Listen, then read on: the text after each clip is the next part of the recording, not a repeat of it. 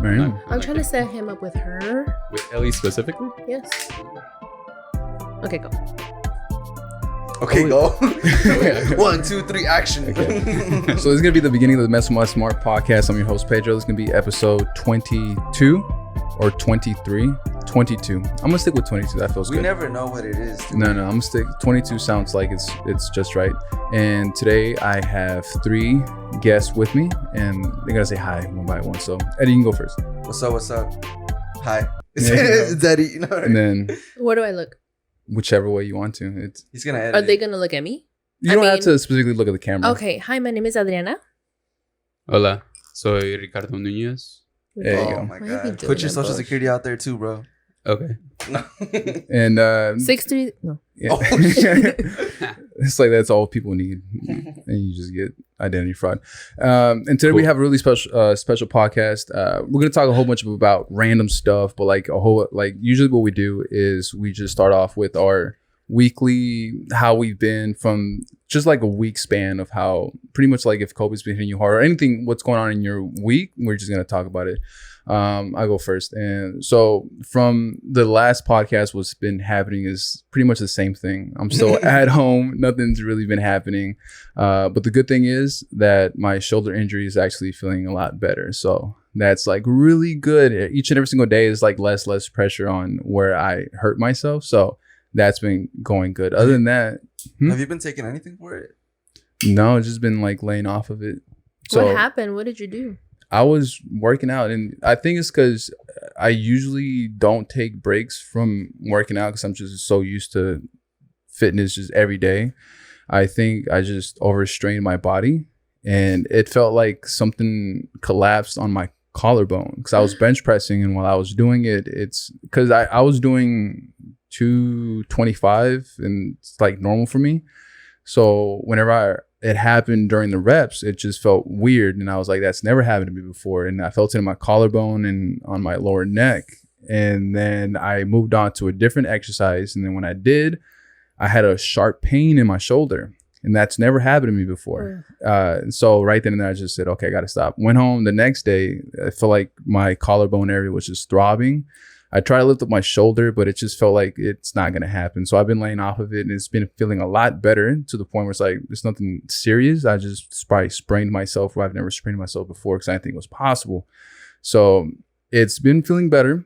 And hopefully by next week, I'll be back doing something, probably like some rehab work for my shoulder and stuff like that. But it's still going. Like I'm doing like 30 minutes of cardio, Stairmaster every day. What? Legs and stuff. Well, now I got to do something. Or See, else. that's why I don't exercise. I can't Why? be out of commission like that. I feel You like that can't- happened to you me couldn't- because I was overdoing it. Oh, Because I don't take breaks, and you should. Maybe like every 6 days, you just lay off of the gym for a day. Overachiever. No days off, man. Yeah. That's how you gotta do it. And then, get hurt. all days off. so, and yeah, that's pretty much it. Still quarantine, keeping it safe, keeping it good. So that's how my week from the last podcast has been going. You know, for me, also nothing too drastic. I've been really good about my diet though, for sure. Most definitely. Been exercising more. I've been making beats, but I really haven't been active with it. So I'm gonna get back to posting them a little bit more now. You make music? Yeah, I make beats. So Makes if you know- fire beats. Really? If you know anyone Yeah. who's a reggaetonero, hit him up. Oh, that's Send what him you're. up. That's That's what I like. That's what you I like. specialize in. That's what I like right now. Cause I started like making like Hip-hop fucking- beats? Yeah, trap beats. Dude, Oh. whenever you make a new beat, like I just, like in the shower, I just push play on your fucking Instagram story whenever you Oh post them. shit! And I'm just there like, He's lying. I know, right? He's actually jacking off. He's me. lying. yeah. Oh, shit. Actually, I skip all that bullshit and just go straight to the pictures of you. Oh my god. No, but yeah. So I just been doing that. Yeah, that's about it, bro. Nothing too crazy. Nothing too crazy. Cause I mean, there's really nothing much that you can really do. Mhm. You know, like That's true. I don't go out allegedly. You know. Allegedly. Right? Oh, I'm over here winking, but there's a camera. Oh shit. Hey, can you hear me good? Mm-hmm. Okay, Mhm. perfect. Because I can't hear myself good. But that's fine. You can't hear yourself? I'm good. I'm good. Oh, okay. But yeah, what about you guys? I'm I work at a doctor's office, so since this whole thing started with Corona, like we've just been going. We never stopped. Like a lot of doctors' offices closed down. But we're a neurology office, so there's not much like injections or drawing blood or getting too close to the patient. And the doctor has been really good about getting us like the regular standard PPE. What is that? So PPE is the Personal protective protection equipment. Yes. And so like masks, shields, a bunch of gloves. So I feel like that has also, I haven't been worrying as much about the coronavirus because I'm so protected at work, and I come home and I'm like, I'm desensitized from like the whole thing now. I feel like I'm going out, not like with a lot of people, but I'll go hang out with my brother, or I'll go hang out with like a small group of friends, but It's I'm true. not. Don't dox me like that. What'd you say? I don't do nothing. I stay in my room. Shut the fuck When up. these court cases come out for COVID in like a year, I don't want to be. There's a lot of evidence of me not social distancing out there. No, I I'm gonna go to jail. I don't think anyone is social distancing. You're going to the grocery store, people are like walking past you, not even a foot, True. not even an inch. Yeah, I remember they had originally said that whenever you are in the store, try to keep like even those aisles that they have the stickers where like just go this path so that everybody can like sneak through every other path. Yeah, Walmart. Yeah. Yeah. Fuck that shit. Like, Oh yeah, nobody those does that. stickers. Nobody fucking listens to those. No. They don't. Yeah. I do, and I'm like, That's sir, like you're stop not listening signs to and the no clip, sticker. like nobody Have you listens to really them. confronted someone about that? No, I haven't, but in my head, I'm like, sir, you're not listening to the sticker. And I'm And then what about you? I started a new job like 2 months ago. It's like a new career path because mostly I've done like warehouses. Now I'm doing pest control. So that's been pretty cool. And I've been on my own lately, like doing my own route. And it's been kind of tough, like adjusting to it, just being able to do the whole like scheduling part of it. But this past week, it was pretty cool because I started kind of feeling like this. I feel like this was the week where I was able to say like, okay, cool. I'm kind of like starting to get into my own groove of things. But then my manager started like piling other shit on me. Yeah, I've done pest control before. I did it for like 3 weeks. For Yeah, I was happy when did they give you your own truck to take home? Yep. Yeah, so I was really excited when you- we did that. The one in Carrollton?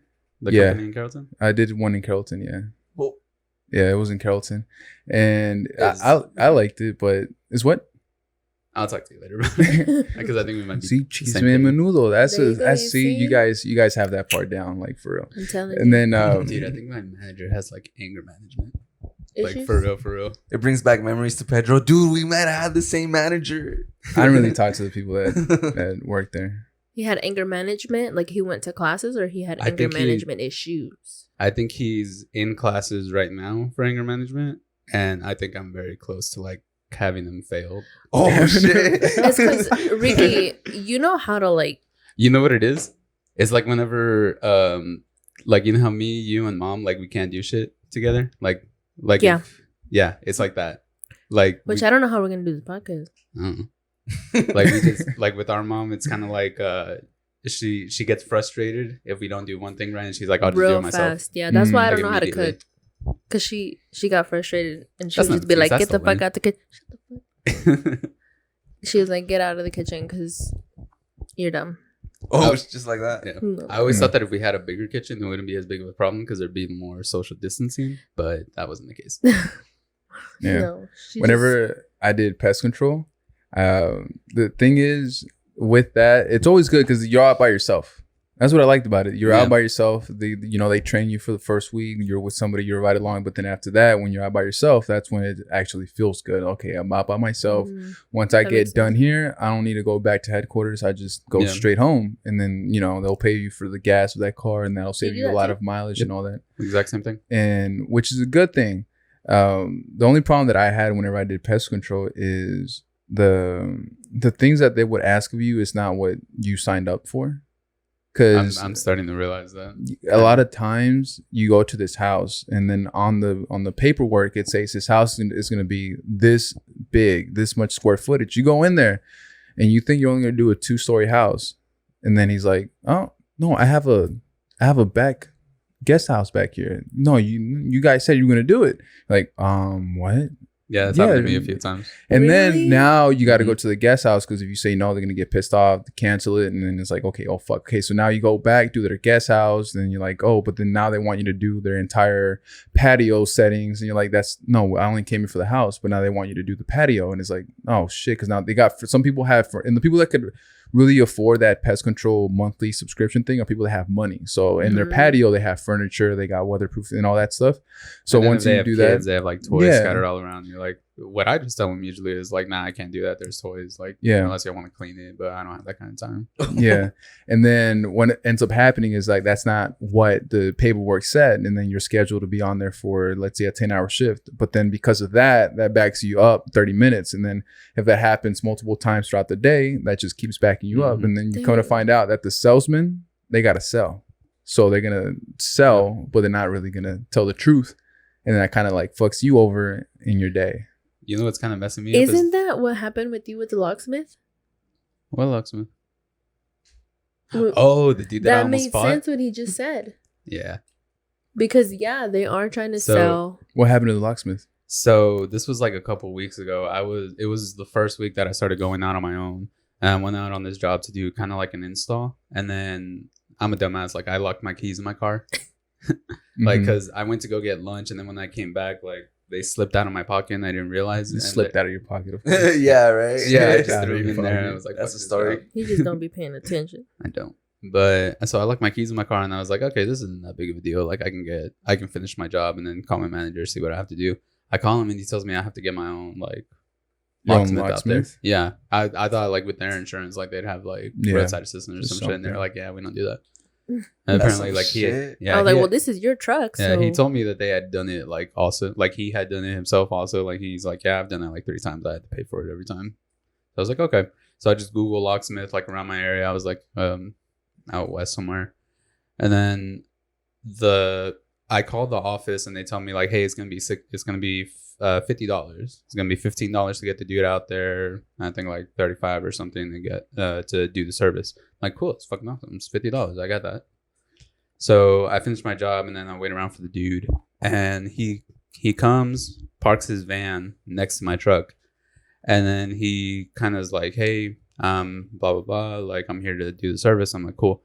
The keys are right there, and I know what he's got to do. He's just got to like put the bag in there, pump it up, and like it takes 2 seconds. Yeah. But he looks and he's like, all right, it's gonna be $250 for the service and $200 for me coming out here. I'm like, God no, the fuck dang. it's not. I called the office. They told me it's gonna be $50. I got $50 right now. Like I can give you that. And he's like, nope. It's gonna be like $450, What almost the $500. fuck? Yeah. So I was like, nah. So I started getting in an argument with him, like immediately. Like I just turned on. I was like, hell nah, fuck that. This is like started cussing him out, and it was kind of bad because I was outside of the client. Like it wasn't a house; it was like a big warehouse. It was like a commercial warehouse. So then I started arguing with him, and he's like, call the office. So I call him. I put him on speaker, and I got the same dude that I had talked to before, and he starts telling me like, yeah. That's what the price was. It was $50, but if it's going to be something more evasive or something that could damage the Evasive. vehicle, then it's at the discretion of the person. And I started cussing him out. I was being very male Karen about it. So As you should have in that situation. Yeah. male Hispanic Karen. got in. Or Luis. woman, No. Luis. Yeah. I was being very loose about it. That's my brother's name. Because then at that point, it's like, Yeah, they told how me much like, does the new window cost? I mean, For really. real. That's Yeah. where it gets At this crazy. Because like I had him on speaker and I was like, hey, y'all told me this price, like this bullshit. There's no way to run the company, like da da da.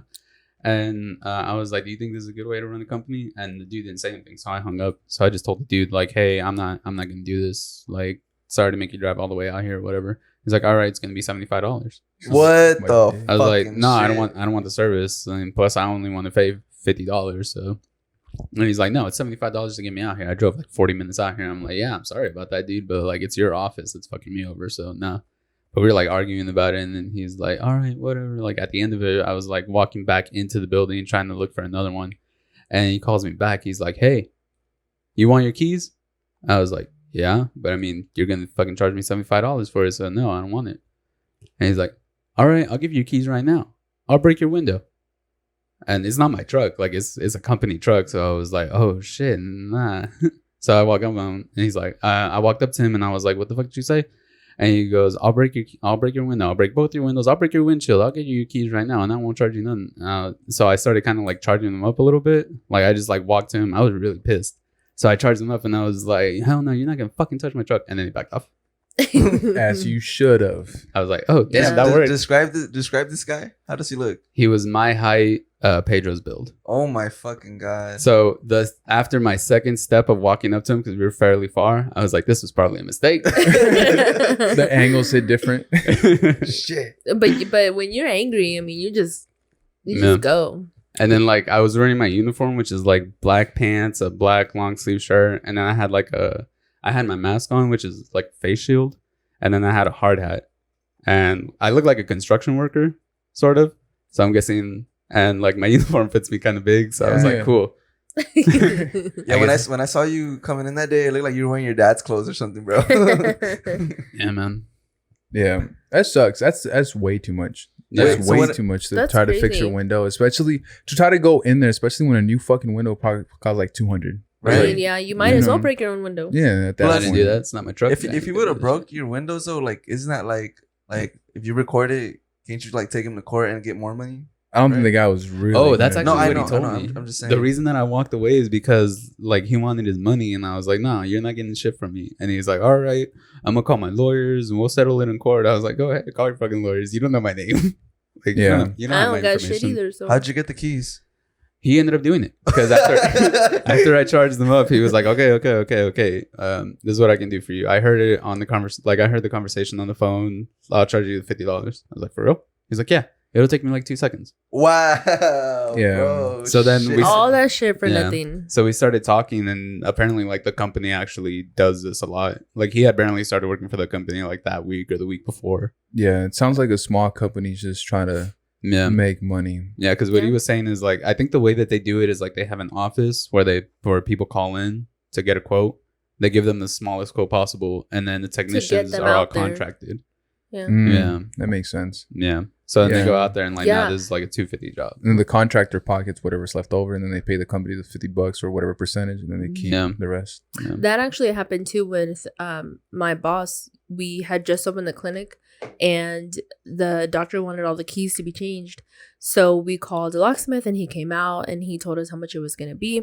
And he came and he touched all the doors. He took all of the locks off of the doors. And then he came up to us and he's like, hey, because the locks are different, I need to charge you more. So it's actually going to be double.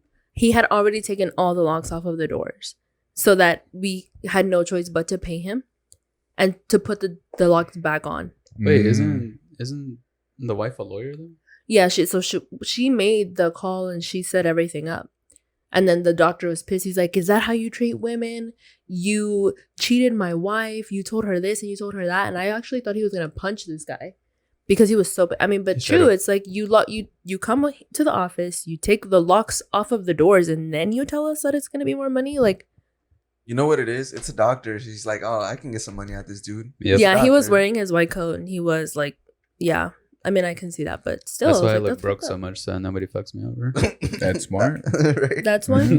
You want to know something too? This is like random, but you know, if you have a baby picture, even if you don't have a baby picture, even if you don't have a baby, right? You keep a baby picture in your wallet, you're less likely to get like your wallet took. Like they'll see that you have a baby picture and like feel bad. Like statistics say, man, if I was robbing you, I'd throw you the baby picture and keep your wallet. Fuck this. It's an ugly ass baby. What am I gonna do with this shit? Like, your wallet, take the money. I got robbed and they call my baby ugly. It's fucked up. Financially and emotionally damaged. That's crazy. Have you guys ever been robbed? Robbed? Or like felt any situation where you might have came to that point where I might get robbed right now? No. Not necessarily robbed, but I've been in like scary situations. Like what? I've run from cops. I got shot. Allegedly. You got shot? Not shot. Shot at. Shot at because like I guarantee you it's like they thought I was somebody else. But like I had to run. Who shot you? Fun. I was in an area where I shouldn't have been in at a time that I shouldn't have been How old were you? 17. She just finding out, bro. I'm gonna tell mom. You're such a snitch. That's why I don't tell you nothing. You tell me fucking everything, and I tell mom. Chisme and Menudo, bro. Now you know you got to hold back on that podcast. It's like, now I can't really be free. See, you're hurting the podcast. You gotta let them talk. You gotta let them say it. No, I'm telling my mom. You tell everything, dude. I You're sure such a do. snitch. That's hello. You're such. I would never say shit. Yeah, I would you never, do. No, I wouldn't. I swear You to God. pretend like it's like a mistake. Like, oh my bad, I didn't mean to say it, but you do because you just as chismoso as me. I've been No, chased by no. the cops too. Yeah. Well, like, No, I'm not not saying wait, that. shot. I don't know No, about shot at. That's crazy. I don't know I haven't what been life you chased live. by the where have you been, both of you? Well, That okay, this so has this is, happened. like it happened a lot of times in high school. You know, when you gather over Parties and yeah, shit. that, and then Shit. like you go see fights, and then when the fights happen, you ever been to like a street race? That's happened. Oh yeah, right. Yeah, I guess, yeah, happened yeah. several times. But you, okay, that's pretty. Yeah, you been to Common. like street races? Yeah, I've been to the street races. I never The been. cops came, but I wouldn't call that being chased by cops because the cops weren't directly chasing me. You weren't driving. No, I wasn't driving. You were in the passenger seat. No, I mean like I was in the audience and the cops came and then everybody started scattering. Did you run? Yeah, I ran. So you felt like you were being chased by the cops. I You didn't just yes, start, like, but I didn't commit a crime that I No, was no. being chased. Well, by. Actually, isn't you did. is It it kinda is a being there? crime. Is Yeah. a crime? Is it? Yeah. Is it? Because it's an Oh. illegal congregation. criminal. I don't know. I Yeah, don't know you what I'm saying. are Oh no. allegedly. How many Like- times have you been there? It was like a one-time thing. No, like 2 or 3 times. I See, mean. you kept going back. It's fun, right? Yes. It's a risk. I Yeah. was a And then, risk like- Do I taker. still do? What races? happened to- They do COVID races? The second time that you went there, did you feel like I can't? Okay, the cops I was coming? like, no, I It's was about- like let me very hear aware this. of like the exits and like where can Yeah. I go to like leave. Yeah, Let them come for me. I I don't Yeah. give a fuck. know where I'm going. I've been to jail. Oh, Have you? Don't tell mom. Allegedly. Okay, she knows. Yeah, because that shit What was funny. happened? That shit Yeah, was we gotta funny. know now. Okay, so the first time, She's a jailbird. There's dude. multiple times. First time. She goes What at least once a the year fuck? since like 2010. shut the fuck up. There's 2 times. The first time I stole a pair of shoes at Walmart. I was there too. I was 15. She had me being a fucking accomplice. Yeah, And some but you know peg-legged what? But I buff told them I was short like, he had nothing to do with this. You can let him go. And then they took And me I to jail. left. Did I go down to jail? Wait, what? Dude, is it Walmart jail or is it real jail? Because No, I went to like it was in Farmers Branch, that little station there. Mhm. I thought they could. How much were the shoes? Because like I used to work at the mall. Yeah, if it's more than $50, yeah. I probably stole some nails. You had a lot of shit. You had more than Did just I? You had a shoes. big bag. No, but they Oh. emptied the bag and they did see that. Didn't they I say had that my supposedly they stuff. had you like on camera doing other shit? No, what I feel like I remember them saying like, other 'cause than they took- shopping. What else would I? They took it- Oh, Shopping and they- thieving. What else? No, would I like they do? had you Five on finger other discount. times. That might have been Like the they case. racked up like a fucking No, sheet for you. no. I think No, it I was swear I barely remember. $50. I think it was barely $50. But I needed the shoes for my choir showcase, so I like had to Oh, get the yeah, shoes. that's what It was a necessity. It was a necessity. They didn't see it as a And the necessity for me, system- but whatever. I went, and then was that the second time? Yes. Okay. So the second time, I got a ticket, and I never paid it, and I got what was it, a warrant? Yeah. Yeah. I got a warrant out for my arrest, and then my husband and I we used to always go out and we would drive our kids to go to sleep. So the car that I got the ticket on was the car that we were driving to put the kids to sleep. So the cops stopped me, pulled me over, and took me out the car. I didn't have his shoes on. I was barely wearing any underwear. I mean, shorts. So, yeah. Whoa, I was about to say. No, like they were pajama shorts. And yeah, I went to jail and they booked me, and they gave me a book and a blanket, and I had the best time of my life. You were there overnight? Yeah. Yeah. But at that time, I had 2 toddlers, so I was like, you know what, this is kind of a vacation because I love to read. Oh my god. This is kind of a vacation. Yeah, because okay, have you ever had 2 toddlers? Like they're literally a year apart. I So can understand that. yeah, so I'm like, okay, I'm gonna spend the night in jail. My husband was trying to get my brother-in-law to bail us out, and I was like, you know what, I'm fine. Everything is okay. I'll talk to the judge in the morning. Yeah, like they're gonna let me out, whatever. But yeah, I stayed and I ate a honey bun and I read this really good book that I They give didn't you honey buns? finish. Yeah, they gave me. They Wait, were they good. had books for you? Yeah, yeah. Where in Farmers Branch? Mhm. What the fuck? Irving sucks. And yeah, the next day I bought the book that I was reading in jail because I couldn't finish it. That does sound like a little vacation. Yeah, It does. and I was tired, so the bunk beds that they were using, and the girl that was there with me, she was pretty cool too. Yeah. We hooked up afterwards. Nice. Stupid ass. It was like some easy sleep. You know, Not you a can problem. either like take things and like make them bad and like Yeah. be upset about it, or Yeah, it happened. What are you gonna do? Cry more about Yeah, it? exactly. You're already in there. let's just You've been arrested? do the One time, time. so to speak. What happened? Whenever you were, It was her fucking fault. You're what a did she fucking do? liar. What did Everything your is my sister fault. do? Was it really? Oh. Halfway, but so I had gotten caught with weed. Like I was going with a friend to Houston. Yeah, we were driving down to Houston, and we were going like down like country road, so it was just like a 2-lane road, and a trooper like passed us, pulled a UE and pulled us over, and we had bud on us. So he was like, "Oh, I'm just gonna give you a ticket." Like, cool. But the citation that he gave us, like, it didn't say nothing. So we're like, all right, whatever. Like, we gave him our addresses and shit. And then, like, a couple months later, we got, like, our paperwork. And they said, like, yeah, you got to be in court this day in December or you're going to have a warrant. So we went. And what's crazy is, like, I just realized on my route, the courthouse, like, I have an area where, like, the courthouse is that I had to go to. And, like, I drove past it and I was like, why does this place look familiar? Oh, right. These are the motherfuckers that gave me the fucking warrant. Tried to hoe me out of $400. So that happened. And then I didn't get my paperwork. Like, they just wouldn't send it to me because at the court, they said, you got 3 months probation. You're going to have a random drug test and you got to pay $400. I'm like, all right, 400, not bad, whatever. So they were like, we're not going to do your paperwork right now. We're going to send it to you. Just give us an address. And I was like, all right, cool. So I go home. I wait 3 months. I'm like, hey, I haven't had a drug test or like anything. So I call them. I'm like, hey, like, what's going on? And they were like, oh, just give us your address again. Maybe we sent it to the wrong place, whatever. I do that. And then same thing. I wait like another month or so. And they tell me the same thing. Like, oh, well, you have a warrant now. I'm like, how do I have a warrant now? Like, y'all are the ones that fucking won't send me my shit. I'm like, I have the money. Y'all need me to send it to you, but I don't have the paperwork that I got to sign. So what the fuck? I'm just going to send you $400 now. So then you got my paperwork, actually, remember? Probably. The paperwork went to her address? Yeah, because we were living together at the time. I was 21, so this was like 5 years ago. 21. So I was with Jasenia. It was Valentine's Day. I remember this so vividly. She was That's your there? girlfriend, right? Yeah, it's my lady. So we were at AMC. We were watching Deadpool, and then you called me while we were there, and you're like, "Hey, this big ass packet from this courthouse came. What the fuck did you do?" I was like, "Chill. I'm taking care of it. Just don't tell mom." And what did I do? I told mom. No, you didn't. I did it. Oh, milagro. I don't know.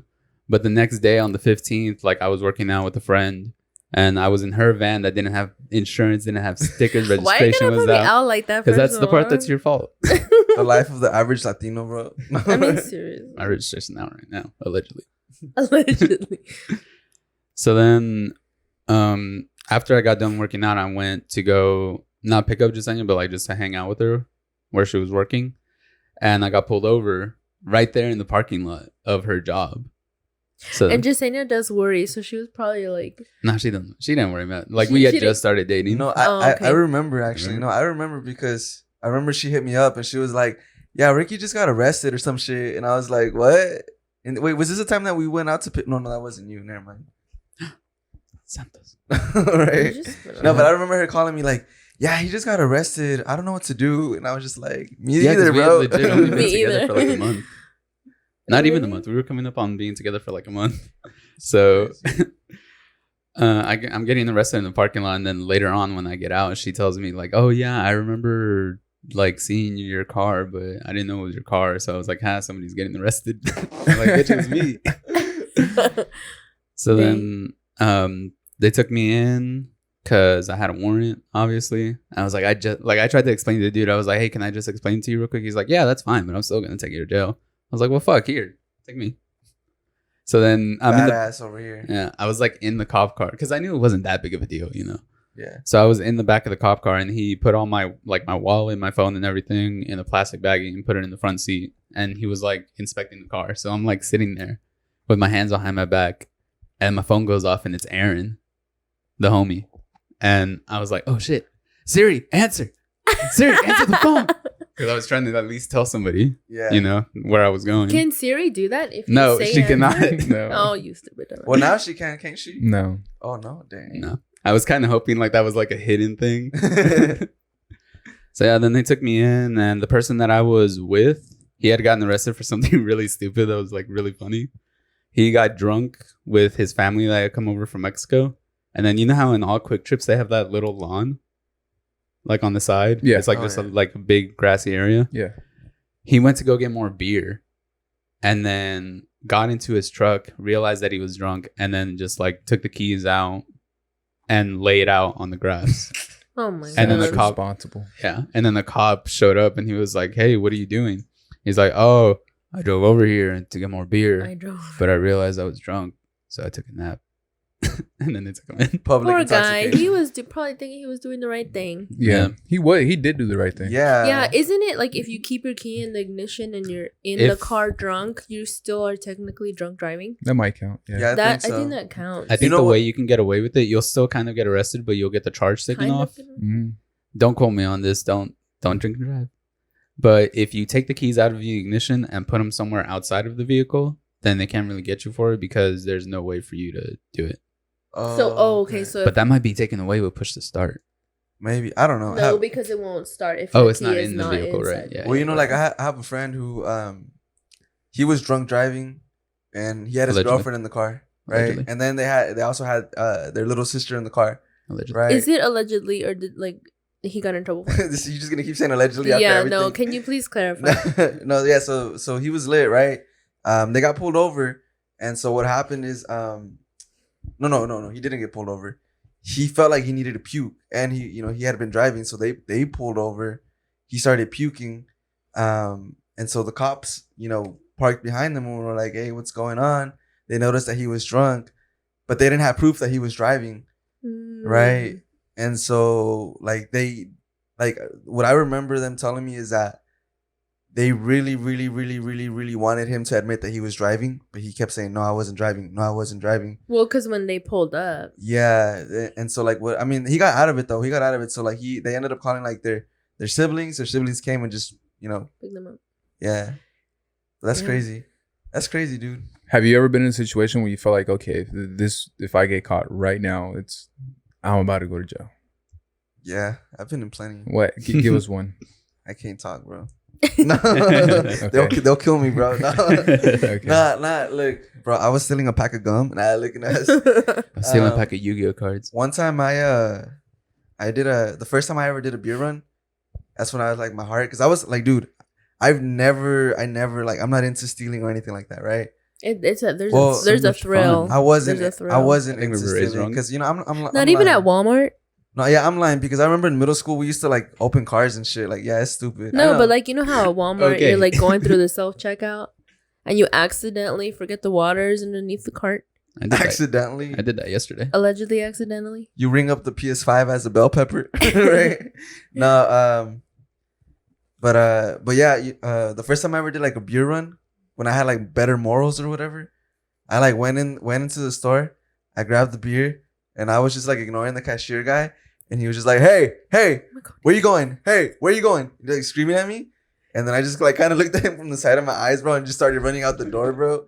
I felt like fuck, and then like so I went into the car. My friend drove away, and like literally like there was a police car coming into the parking lot of the Wait, store. you stole beer? Yeah. That's what a beer run means? Yeah. I thought you went I to go would- buy more beer for your friends. No, they're underage. Yeah. They grab a pack of beer and they run out the door. They dart.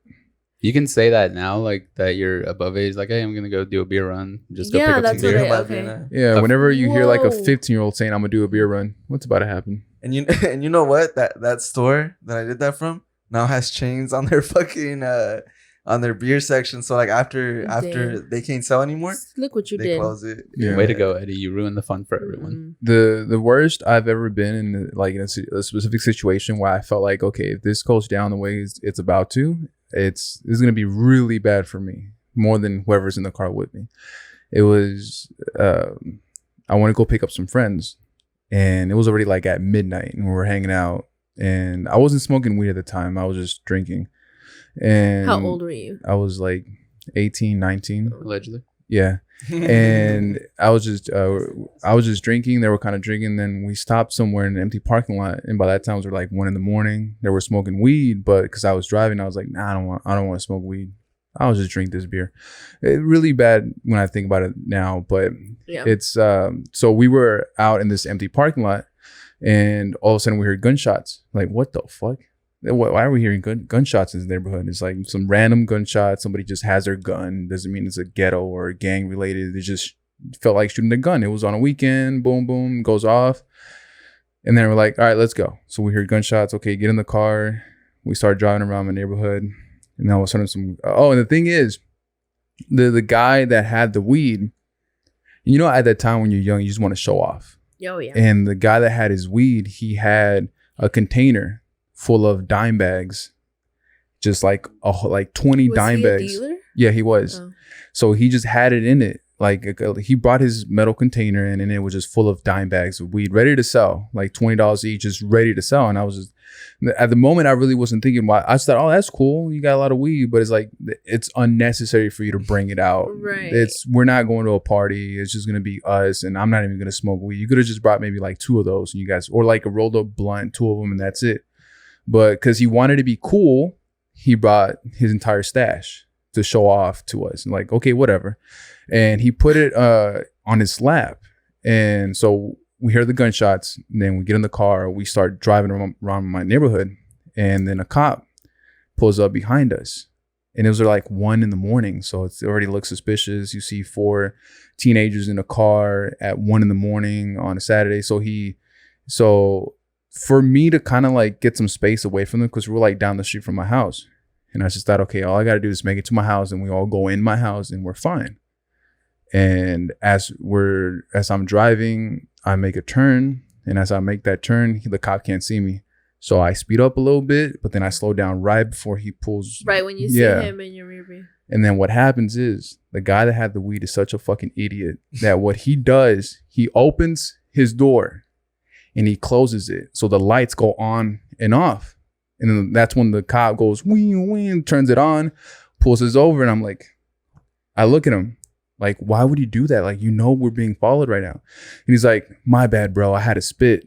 And he's like, are you fucking stupid? I was just thinking, I'm like, at that moment, I felt you're the one that's driving. You're the one that's and I'm not high. They're high. So I'm like, at the moment, I was just thinking, you're such a fucking idiot. Like, I even told you there's a cop following us, because I told him, put that weed underneath your. So he was in the passenger. So I told him, put that weed underneath the seat. And the thing that really just blew my mind is that he would open that fucking door just to spit. And I told him, why didn't you roll down the fucking window? Yeah. And he's like, I wasn't thinking. No fucking shit. Clearly. You weren't, you fucking dumbass. And so we get pulled over. The cop starts asking me questions, and then he goes, so what are you guys doing out so late? So he asks everybody's IDs and whatever. He's like, he sees that we're young as shit. It's like, why are you guys out so late? And then I tell him, oh, we're just hanging out. I was just going to take him back home. It's getting late. And then he goes, did you guys hear the gunshots? And I go, yeah, we heard them. That's why I'm going to take him back home. And he's like, why didn't you report it? And I'm like, I didn't think I needed to report it. That's why we're leaving. He's like, did you do it? And I'm like, no, we didn't do it. And he's like, any of you have a gun right now? And he's like, and I'm like, no, none of us do. Like, we're just hanging out, but we're going home. And he's like, get out of the car. And I get out the car. He sits me down on the sidewalk. He's like, you look familiar. And I'm like, yeah, okay. And then he's like, have I arrested you before? And I'm like, no, I've never been arrested. You fit the description. Yeah, I said, I've never been arrested. And then he goes, have you been drinking? And I'm like, no, I haven't. He's like, I can smell it out of your breath. And I'm like, no, but I haven't been drinking. Like, are you on? He's keep like trying to pressure me. And I'm like, no, I haven't. And then him and his partner walk around the car, flash the light. They start talking to the people that are in there. And he comes back to me. He's like, what school do you go to? And I tell him what school I went to. He's like, I remember you. And then that to did me, he actually know you? Yeah, he remembered me. Oh, okay. But so something he had encountered you before then? No, or was he just like a school officer? He was a school officer. Oh, okay. So when I was in high school, he was a school officer, and he remembered my face. And then I looked at him and I was like, yeah, that was the school officer. And then he runs my things and everything. And then And then he asked me, what do you have in your car? Nothing. We're just hanging out. I don't have anything in my car. Like, so you have a gun in your car? No, I don't. No? Let me see. I was like, what do you mean? Let me check your car. Like, no, you're not going to check my car. But you said you don't have anything in your car. So you wouldn't mind if I check your car. So he's looking for a gun. Yeah. But what he's going to find is a shit ton of weed ready to be sold. Distributed. So it's not like we just have the weed to smoke. That shit looks, no, it's ready to be sold. It's about to get distributed. It's got price tags on it. And I'm the driver. So it's going to go really bad for me. What is that? And you're the only one overage. No, so it's at that point, delivery man. Yeah, at that point, it's like it was in your car. It belongs to you. And then I don't have enough trust for him to say that it's actually his if it's pinned on me. Did you know him from before? For a little bit, but it was not really like we were like best of friends. So he keeps asking me, let me check your car. I'm like, no, it's not going to happen. All right, so we're going to get a tow truck out here. It's going to get impounded. We're going to get a warrant. And then we'll check your car that way. Do you want to go that route? I don't. So you mind if I check your car? I do mind. You're not getting in my car. It's like, then he kept on saying, so you're lying. So you were the ones that shot. I'm like, no. But I just don't want you to go through my stuff. It's private. I don't care who you are. You're not checking my car. And he went to go talk to his friend, his partner. And then he comes back to me after 15 minutes and he's like, all right, take him home. If I see you again, it's going to go worse. So I took him home. And then after that day, I stopped talking to that guy. Dude, Smart. But to have that resolve at 18, 19. I was just thinking like. Honestly, had that been me, I'd have been like, look, sir, yes, check my car. But also that drug is not mine. I swear to God. Like, that's what I would have done at 18. I would have snitched that little boy out. But it would have, in my head, it would have been hard for me to say it's his fault when it's my car. Exactly. Then he would be like, why did you? Then he's like, so did you know he put that down there?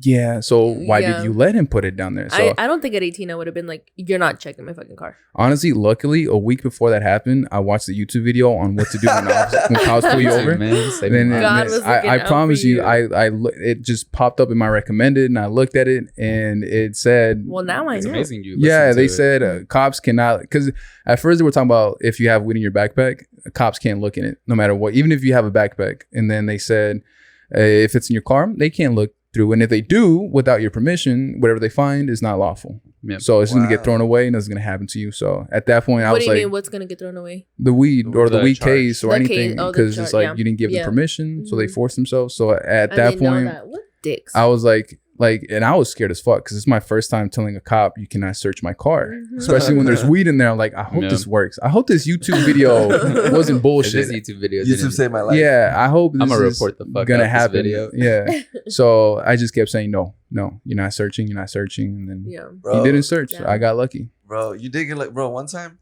my older brother, right? He drove me to the plug's house, and I bought like an ounce of weed. Yeah, and I got like an ounce of weed, right? And I we picked it up, we went into his car, and literally like down the street we got pulled over, and I had this ounce of weed on me, and my brother is very straight edge. Wait, so can you just describe an ounce? Like what? Like an ounce. What do you need with that much weed?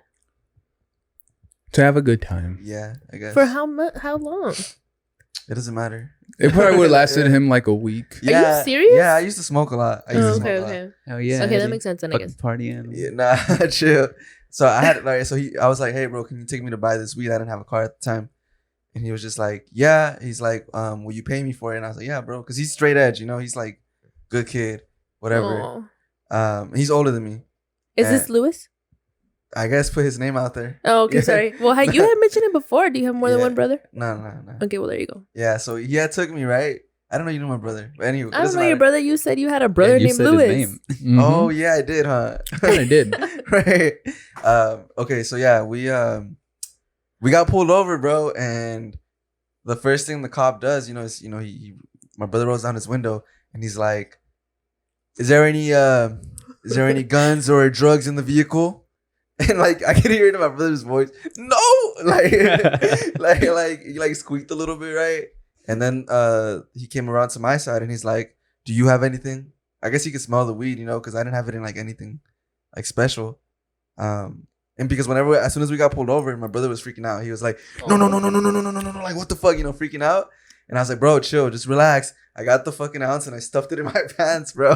Yeah, I stuffed it in my... How long did your balls smell like weed after that? Because I've done that before. How long did the weed smell like balls, you mean? No. Which scent was stronger? Yeah, you were smoking weed. Smoking testicles. His ball scent overpowered this weed scent. That's good.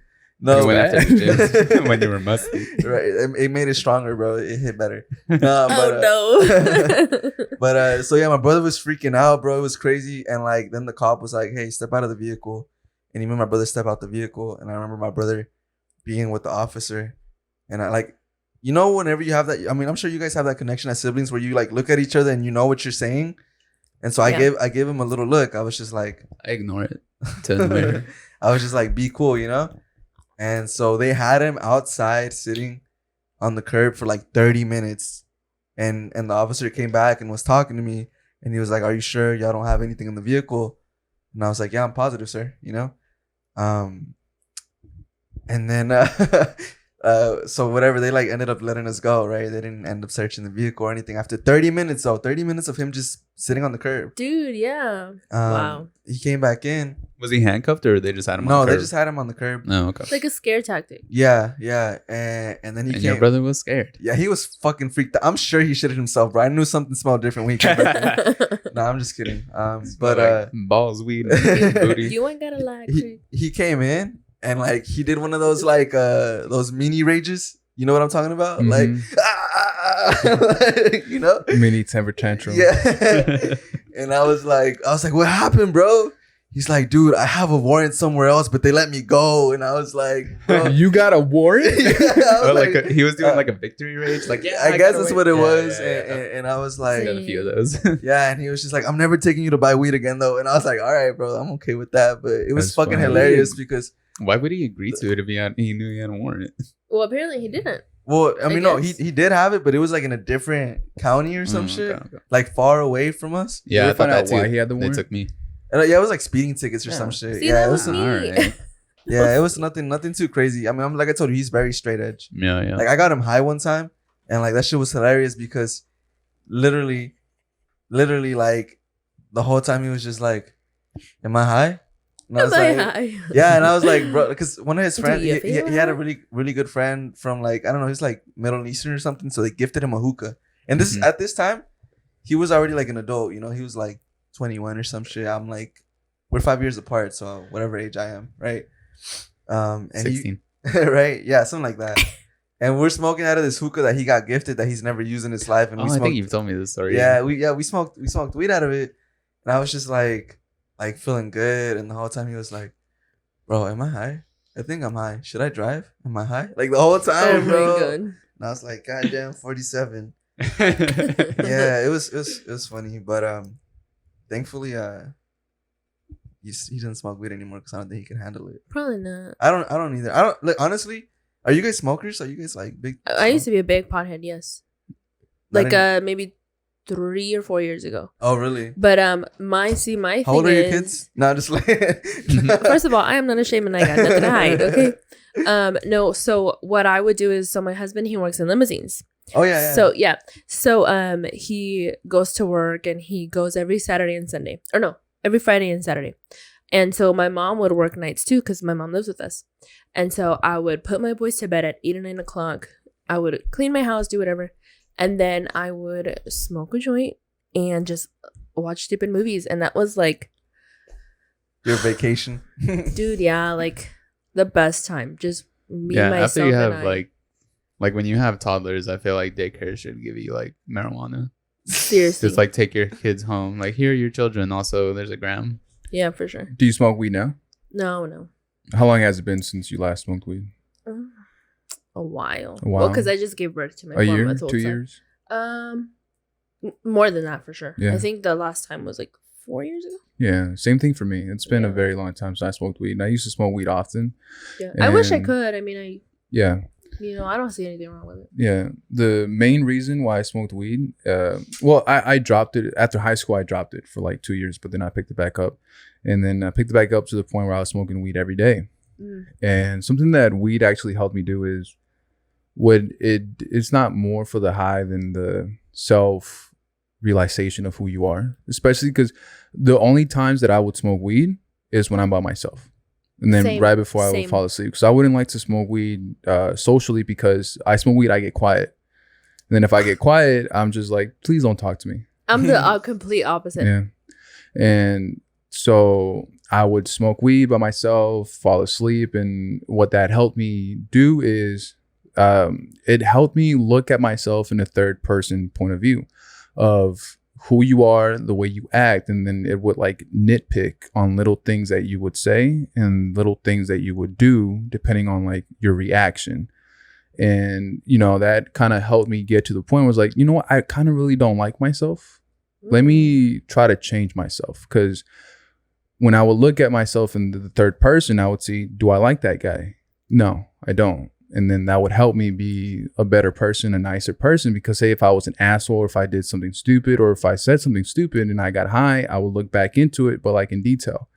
And then I would be, that wasn't right. Why do I act like that? There's no reason for me to act like that. There's no reason for me to be this mad or this type of person. Like that's like, no, I shouldn't have energy for that. And once I started liking myself more and more, and I stopped smoking weed in general, because it's like, I don't really need it right now. And That's true. I feel like if I smoke weed now, I'll start nitpicking myself again, and which I don't need to. Are you okay with how you are now? Yeah. Like you don't Do need you, to. do you feel like at this point, like you're okay with the person you are right now? So all the nitpicking is just going to be things that aren't true. It's Yeah, gonna be, I feel like at this, the things that you make up in your mind about yourself that like nobody else is thinking about. yeah, and which at this point I think is like unnecessary, because I love who I am, and it took years of trying to love yourself, and then once I'm there, like how I am now, I do things that I like. So now that I do that, now that I learned who I am and what causes me to be in a bad mood, what causes me to be happy, now I pick and choose exactly what I like to do. So that actually helped me out to be in a better mood, just in a whole, Yeah, so good. That's how I grew to love myself. It's cool. tough to do that, honestly, like to actually go and like figure out the things that you do and don't like about yourself, or the things that you do like. Because like in high school, you're always just kind of like, okay, I'm gonna do this because like everybody else is doing it or whatever. Like I started smoking when I was like 16, and I just stopped this year. Yeah. You didn't stop, you fucking liar. Yeah, I did. Really? Yeah. Tell them why. Tell them why. I got another ticket. No, just So actually, when I had gotten the ticket and the rest of it, I stopped for like 9 months, just because like I wanted to go from the beginning of the year to my birthday. Wait, so when did you stop? Why'd you stop this time around? I stopped liking it. Like I just didn't like it anymore. It was, and then like as long as I distracted myself with something, like if I was on my phone or I was watching a movie or something, it was fine. But then when I wouldn't, I would feel like really bad. Like I would just feel like, damn, I don't like this feeling of being high anymore. But then if I were to like go and do stuff, like if I were to smoke and like go for a walk or something, then I'd be okay. But I was like, But if you're just chilling and doing nothing, yeah, if I were to smoke, I also like smoking by myself, and I'm never by myself. So do you think you were continuing smoking consistently because it was just like one of those things where it was like habitual? It was definitely habitual. Yeah. It was just like, cool, I got off work, now I can smoke. And then like I said, I've been smoking since I was 16, but it was like a lot of on and off. And then after I graduated and started making like more and more money, it was just like, cool, I can smoke every day now. And then I worked at a job where they didn't give a shit. It was a warehouse, and I was just like, okay. I was working with a really good friend of mine, and he smoked too. So he would pick me up for work. We'd smoke on the way over there. We had like a break, like at 10. We'd smoke in his car. Then we'd go back to work, go to lunch, smoke in his car, have another break in the afternoon, smoke in his car. So you were just high 24/7. Yeah, for like a good 2 years. That's too much. That is for sure. Yeah, it was like 2 years that I was doing that while I was working at that warehouse. And then what happened? And then I stopped for like for me smoking is like a lot of like doing it all day every day for a while and then just like stopping. But after this time that I stopped, it was kind of just like, okay, I don't really need that anymore. The last time that I smoked, it was because like I was spending a birthday with a friend that I've known for like ever. Like I've known him since I was 5, and it was actually the last time that I smoked. It was like in August, but before that, it had been since like I want to say like March, maybe. But like, yeah, but like I live with people that smoke, and they offer me all the time. And I'm just like, no, I'm good. I'm good. That discipline. Yeah, it's not even really discipline. It's just like I know what I'm gonna feel like when I do it, so I don't want to feel that way. Yeah. I did do mushrooms a little while ago, and that shit was not fun. I don't know how it was not fun. It was not. Yeah. Be careful. Are you sure you allegedly, right? Because you know she's gonna snitch. No, like I just like mushrooms on my pizza. The thing with weed, and this is like one of the main things why I don't want to smoke it now, is I like being ambitious. You know, I like feeling like I want to do more, or like I need to do more. Even though, you know, people could be looking at me like, no, you're fine. It's like, I know I am, but like I want more. Yeah. I feel like if I smoke weed, I'll be like, no, I'm okay. Really? I feel like I'll start playing this game for like hours. No, it's fine if I keep doing this because I'm high. I'm just zoned out. I'm just like, I have like tunnel vision. It's like this one thing only. And then I won't try to do multiple things, or I won't get a mindset of having multiple things going on in my head on figuring out multiple things in my life, not just one specific thing. And which is fine, because I know people can smoke weed and multitask, and people can smoke weed and be social as fuck, and that's 100% fine. Just with me, I feel like it'll take that ambition away from my life. And I like being active. I like keeping my mind busy. I don't like having a dull mind. I like just like, okay, time to learn this. I already learned this. Okay, I need to move on to the next thing. What else can I learn in order to better myself mentally? So I'm always like just on the move with my mind. I feel like if I smoke weed, it'll slow me down like mentally, which is not a problem. Maybe I do need that, but at the moment I like it. I like my mind racing. I like it moving on to different subjects and learning new things consistently. Yeah. So how'd that shroom thing go? It was not fun. Like I took way too much. How much did you take, bro? I don't know, maybe either 3.5 or 4 grams, something like that. How much is the recommended? Recommended. One. Doctors for your first time, right? Huh? For your first time? No, I had done them before. Oh, okay. The story of the first time that I did it was really funny because it was like me and my 4 closest friends, and we like one of them was in college, and we went to his dorm room, and we got like I think 2 grams for 4 of us, so none of us felt anything. But it was really funny because like the one that it was his place, he had read somewhere that you can make it into a tea, but he didn't fucking do it right. Yeah, you can. Like it's very possible, but there's a way to do it. Like you have to boil like the stems in water. But what he did was like just throw a cup of water into the microwave for like 30 seconds and then was like, all right, I'm making my tea. And then drink it. I'm like, you just wasted like 0.5. Yeah. So then we did it and like nothing happened. And then the next time I did it, it was really good. It was like really fun. And then this last time that I did it, it was bad. Was it the same amount? No, it was more, I think. How did you okay, so the first time that you it felt good, like where you actually felt it, how was that feeling compared to how you feel now? It was like more calm, I would say, because I was in the car with my friend and we were just driving around the whole time and we were laughing, we were having a really good time. I feel like setting is really good because at that point I wasn't like my mind was really clear because I actually think I had stopped smoking for a while when I did it. You didn't get scared that you were driving around and you were... I wasn't driving. Well, you were in the car. No, because I just kind of like put the seat back. You weren't really thinking about anything. Yeah, and I was kind of like halfway getting visual. I think I microdosed like the perfect amount, but I don't remember what that amount was. So I think that was just like kind of being high, but just pushing it just slightly more forward. And then this last time I did it, it was like getting high and then just fucking like going off the rails. Whole nother level. Yeah. How did that feel? Like, where did you go mentally? Mentally? It felt like I needed to be okay with death, but I wasn't ready for it. Oh shit. Like for the first like hour and a half, I was in the living room with my friend and he had done them too. And we were watching the show Community and like we were laughing and then like it just like honestly like even like this is one thing that I've noticed about it since I've done it last. Like even talking about shrooms or hearing somebody talk about shrooms, it gives me like kind of anxiety. Yeah. But I was sitting on the couch and I was like covered up. And then like I was just like in a fucking cocoon and then I like put my arms out because I was like I started feeling uncomfortable. And then I went into the room with my girlfriend and I was just like rolling around on the fucking bed. Like it felt like I was trying to swim. Yeah. And like I was just rolling around and I was having like a really bad time. And then like it kept cycling back to like, okay, I'm really good. And then I'd go back to like, oh shit, like I feel really bad. And then like I started thinking about like whenever I would close my eyes, I kept telling myself like if you go to sleep, like it'll go away. Like it'll go away faster if you go to sleep. So I started closing my eyes, but then I was like, oh shit, if I go to sleep, I'm not gonna wake up. Like I'm gonna die.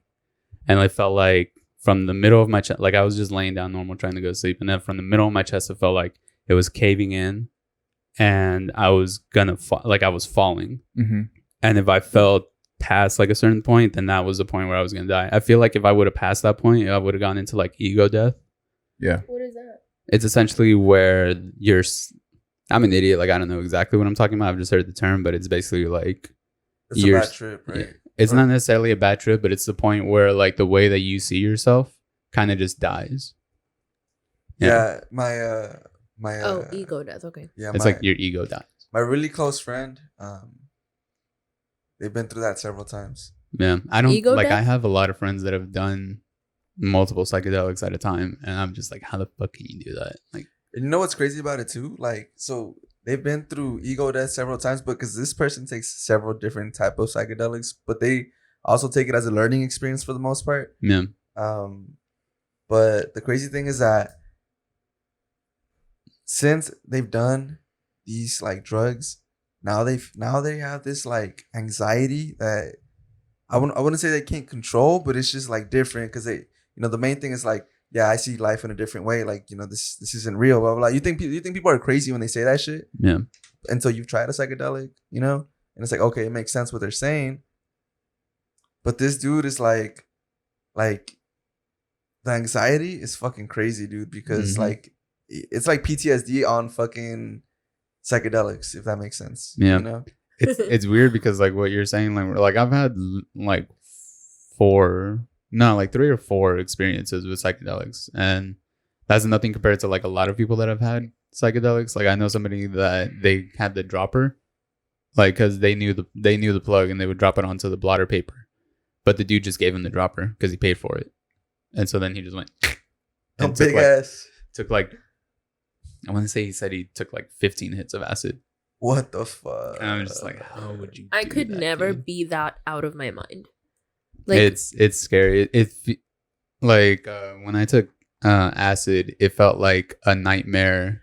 It felt like being in a nightmare that you couldn't wake up from. That's a war tactic. Yeah, a torture like tactic. MK, Have you heard of that? MK Ultra. Yeah. No. Yeah, so like I think this is like back in the 70s when acid was first coming out.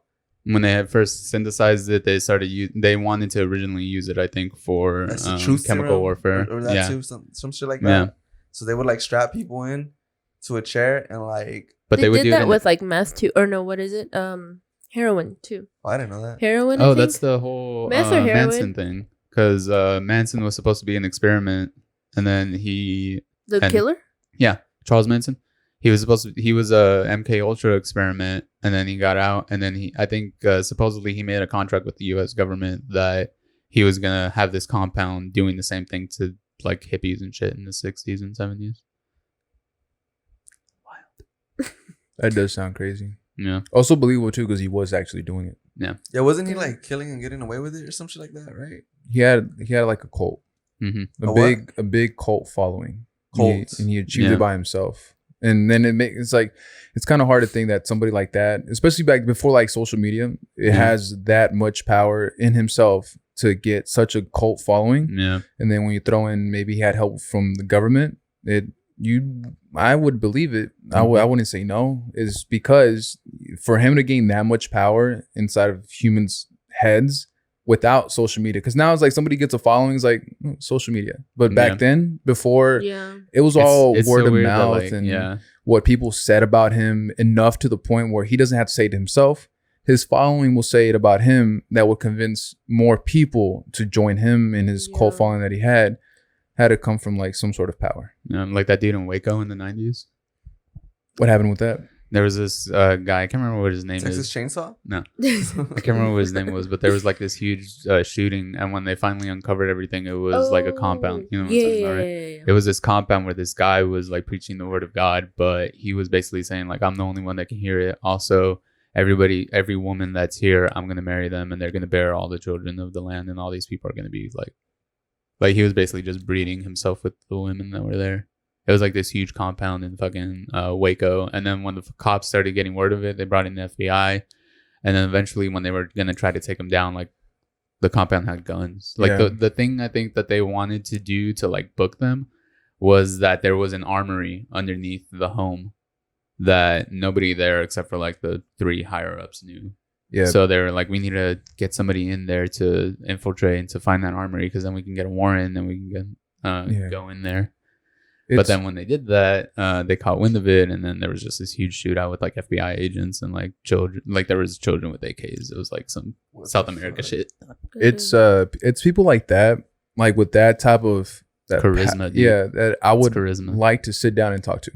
Yeah, they're charming. They're they have a way. They understand how to manipulate people in a way where it's like, I'm gonna tell you all the fucked up things we're gonna do, but you're gonna be okay with it. Yeah. Literally, like if you were to tell me, trust me, like I come here with my girlfriend and you tell me while I'm there, I'm impregnating all the women that are just for me, and then I tell you, that's fine. But I love the woman I'm with, but if you're the only one's going to get her pregnant, I would like that. Yeah. I want to sit down with that type of person that has that type of power to the point where he understands human thought. But I also think that the people that are in cults or are able to be manipulated that way are already... Something has already gone on in their life that has made them so vulnerable. It's kind of the same thing that like gangs do. Yeah. I would also compare that to a church. No, for sure. I think the Scientology church. I think they're for sure a cult. Did y'all ever watch that Scientology Netflix with Leah Remini? Did you watch that one? I don't remember. Dude. But it was like this cult. Or not this cult. It was like this movie on Netflix about Scientology, and me and my friend were watching it stoned. And for like I swear, I think Scientologists made it because for the first half, you're just like, these guys are making some sense. Like, no, do y'all watch Seth Rogen or do y'all listen to his podcast? Yeah, Seth Rogen or Joe Rogan? What is his name? Joe Rogan. Joe Rogan. Yeah. My bad. He interviewed Leah Remini. You know Leah Remini? Mm-mm. She was an actress in a 90s sitcom called Kings of Queens. Mm-hmm. And do you remember her? Yeah. And so she had been in Scientology since she was a child, and in Scientology, they believe that kids are gods.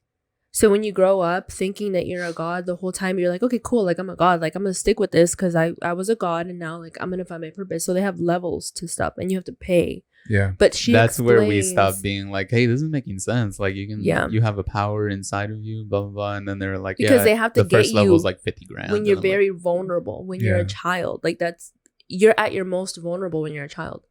So, but she explains everything. She explains all of Scientology in that podcast episode show. And when I was listening to it, I was like, oh my God, how are first of all, they don't pay taxes because they're considered a church, and it's like, how? You guys need to watch that show. That podcast because it was crazy. How do you feel about it? About what? Scientology and the whole like cult following, because a lot of people, if you tell them that a church, regardless of your religion, could be considered a cult following, because a lot of them is just based on opinions, and then when you try to say what's the fact, so because I've had I think Jehovah's come talk to me at the door, and it's just gotten to the point, okay, let's talk. Oh, you actually have a conversation with them. I just shut the door. And then because I'm generally interested in if they are willing enough to go door to door, I want to see, what do you have to say? Try to convince me right here. Let me hear what you have to say. And a lot of times whenever they're talking, I ask questions. They don't have the answers. It's pretty much most of the time, at any time that I've asked them questions, or I throw them questions and what they think about this and that, they do not have their own opinion. They do not have their own human opinion of what a person is. It's always based off of a book that a man wrote. It's not anything. Right. So I was like, oh, so you've talked to God, you've heard God. And they're like, no, but the book, a book written by a man. Like, I believe in God. Maybe I just don't believe in your God. Mm-hmm. Maybe we believe in the same God, but you believe in God in your own form. I just refuse to believe in God because a man that wrote a book told me to believe in God. Yeah. I think for sure Scientology is a cult. I mean, for sure. But and I hadn't connected the two, but when she was doing that interview with Joe Rogan, she had said, because he had asked her the same thing. He's like, how is it that you believe that Scientology is a cult, but you don't think that like the Catholic Church is a cult? Mm-hmm. And she was like, I come from an Italian family, and so before my mom put us in Scientology, she calls it a cult because she believes it is, that they were Catholic, and so she would go with her grandma to the Catholic church, and her grandma would go and she would light a candle for one of her relatives, and then they were able to leave. Like they didn't have to, because with the Church of Scientology, you have to go every single day. Yeah. Every single day. Mm-hmm. And so it's like it's just like you can go and you have a place to worship God however you see him. Yeah. But you don't have to pay. You don't have to stay. So I think that like for me, God is we never went to church ever. But my grandma. The only times I remember going to church was for your quinceañera. Yeah. And I was just there. Yeah, I had to get my first communion and all So that I don't stuff. have that. Yeah, you need it before you get married. Meh. Stupid. But I'm like, yeah, that's true. Like if you want to go and have a place to worship your God, you can go to the Catholic Church and you can go with your family and then you can leave. You don't have to pay. They ask you for like donations or whatever, but nothing compared to what I honestly believe that Scientology, like the cult. Yeah. You know? Yeah, tier 1 is 50 grand. 50 grand. 50. She has like watching specific. She has prices. She has like everything on them. Like she tells you everything like in detail. And then after hearing that, I was like, okay, because it's true. Like people have their own opinions of what God is or who God is or what they believe in. And so before I saw that, I was like, well, okay, well, if you believe in Scientology and you believe that's what God is, and whatever, like it's not hurting me. But then it's like, oh my God, like everything that they do to people there, like, yeah, it's crazy. So I believe in God. We are raised Catholic. I'm baptized. I have my first communion and my confirmation. But I don't believe in organized religion. yeah. I just believe that there's God. I think believing in organized religion, like do whatever you want, but don't force your shit onto somebody. Because there was one time I worked in this warehouse for like 3 months. And one of the dudes there was like super devout Christian. He was like saved because like we used to like talk about shit that we would do. Like, yeah, I remember like drinking, I remember smoking, but then I found God and I was like, all right, cool, I'm gonna go pretend to do my work. Yeah, born no, again I can't do Christians. that. Yeah. So one time Born again. she was in school and she locked her keys in her car. I guess we have a bad habit in our family. And I needed to go and give her the spare. But I didn't have a car at the time. So I asked him, like, hey, is it cool if you take me and do this errand real quick while we're at lunch or whatever? And we're like, yeah. So we go. And on the way over there, we're talking, we're chilling. We're like exchanging like stupid stories about like stupid shit that we had done like in high school and like up until that point. Give her the keys. And on the way back, it's like a whole conversion meeting. Like he's driving. And the whole time he's like, as soon as we get into the car, he's like, yeah. Those are all really good times. But I'm really glad I found Jesus Christ. And like, I'm really happy of the person I am. I was like, that's really good, dude. I'm glad you found your thing. Your thing. And he goes, yeah. And honestly, I think it can help you a lot too. Because I had told him that I smoke. Yeah. And he was like, I think it can help you a lot too, Ricky. I think it can make you a better person. I think it can take you to a higher level, or it can make you a better being or whatever. And he's like, we just started kind of going back and forth. I was like, okay, give me your spiel. Like, let's see what's up. See if you can convert me in this. See, I wouldn't have even gone there. No? I would have been like, No, I I'm understand. okay. I would have been like, I respectfully decline your, whatever. Like, It was a 20-minute drive, so I was just like, It's all your right, let's fault. hear it. It's your fault he went through this. If you think about it. me. Yeah. You are locked the your cause keys. of Damn, all everything of my is my fault. uncomfortable moments. Thanks. Thanks. The main reason why I would, to this day, I still want to sit down to like a priest. I want to sit down with him so I can ask him questions, just so I can have a better understanding of his mindset. Yeah. Because I feel like for example, Christianity and how that was formed, it's 2020 years that Christianity has ruled over the world off of something that has happened to That's a somebody cult. to somebody in such a small part of the world, and then you start asking yourself questions. But it's like, I just want to ask them, why is it that you have a white man Mm-hmm. as the head logo of Christianity when if you logically think about things, the specific area that Jesus Christ was in, it was impossible for him to have white skin. That's Right. not even a Yeah. possibility. Yeah. But yet you Or won't- blue eyes. Exactly. But yet you want me to pray to this white man. So you want me to pray to somebody that's not God's son. I'll pray to somebody that's God's son. But as long as you show me this white man from Europe that probably used to be a king and just forces people to look at him as Jesus Christ, I'm not going to do that, because now you're trying to manipulate me to pray to a normal human being. I'll pray to a God. I'll happily do that. But as long as you have this white man and you shove him down my throat, I'm not going to even try to enter this church. Yeah. Isn't that what happened, bro? Right? That's what happened. There was a king who was like thought himself very high. King James. Is it King James? Yeah, And because so he had rewrote everything. That's why they have the Yeah. He King James. rewrote. They have the King. That's what the King James Bible is. Yeah, so It was like, it was. I want to say it was because he wanted to get divorced, but the church was like, nah, that's not cool. I And then don't he know was like, exactly. oh, you know what? I want to say that's what it was. I'm not 100% sure, but I feel like that's what it was. But so essentially what happened is he had all the Bibles rewritten, and all the images of like Jesus or whatever were like him. You know, so like it's Yeah. Kind of look like him. yeah. you're the king. Oh, Jesus looks like you.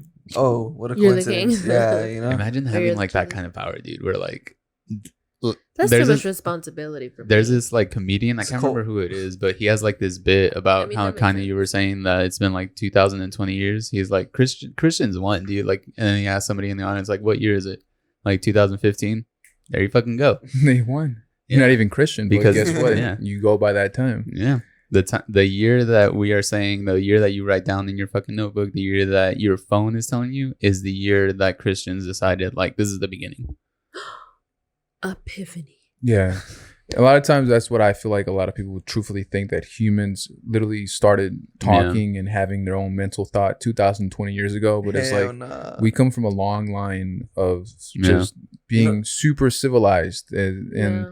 they And there's even like civilizations that Yeah. are being found, like, have been found like recently, like since the 90s, that are like, hey, this is probably very similar to what we have now, but something catastrophic happened and it completely wiped out humans as early as like 12,000 years ago. Yeah. And there's even been like researchers that have pinpointed like timelines and stuff to like what he said, where you like civilizations and stuff.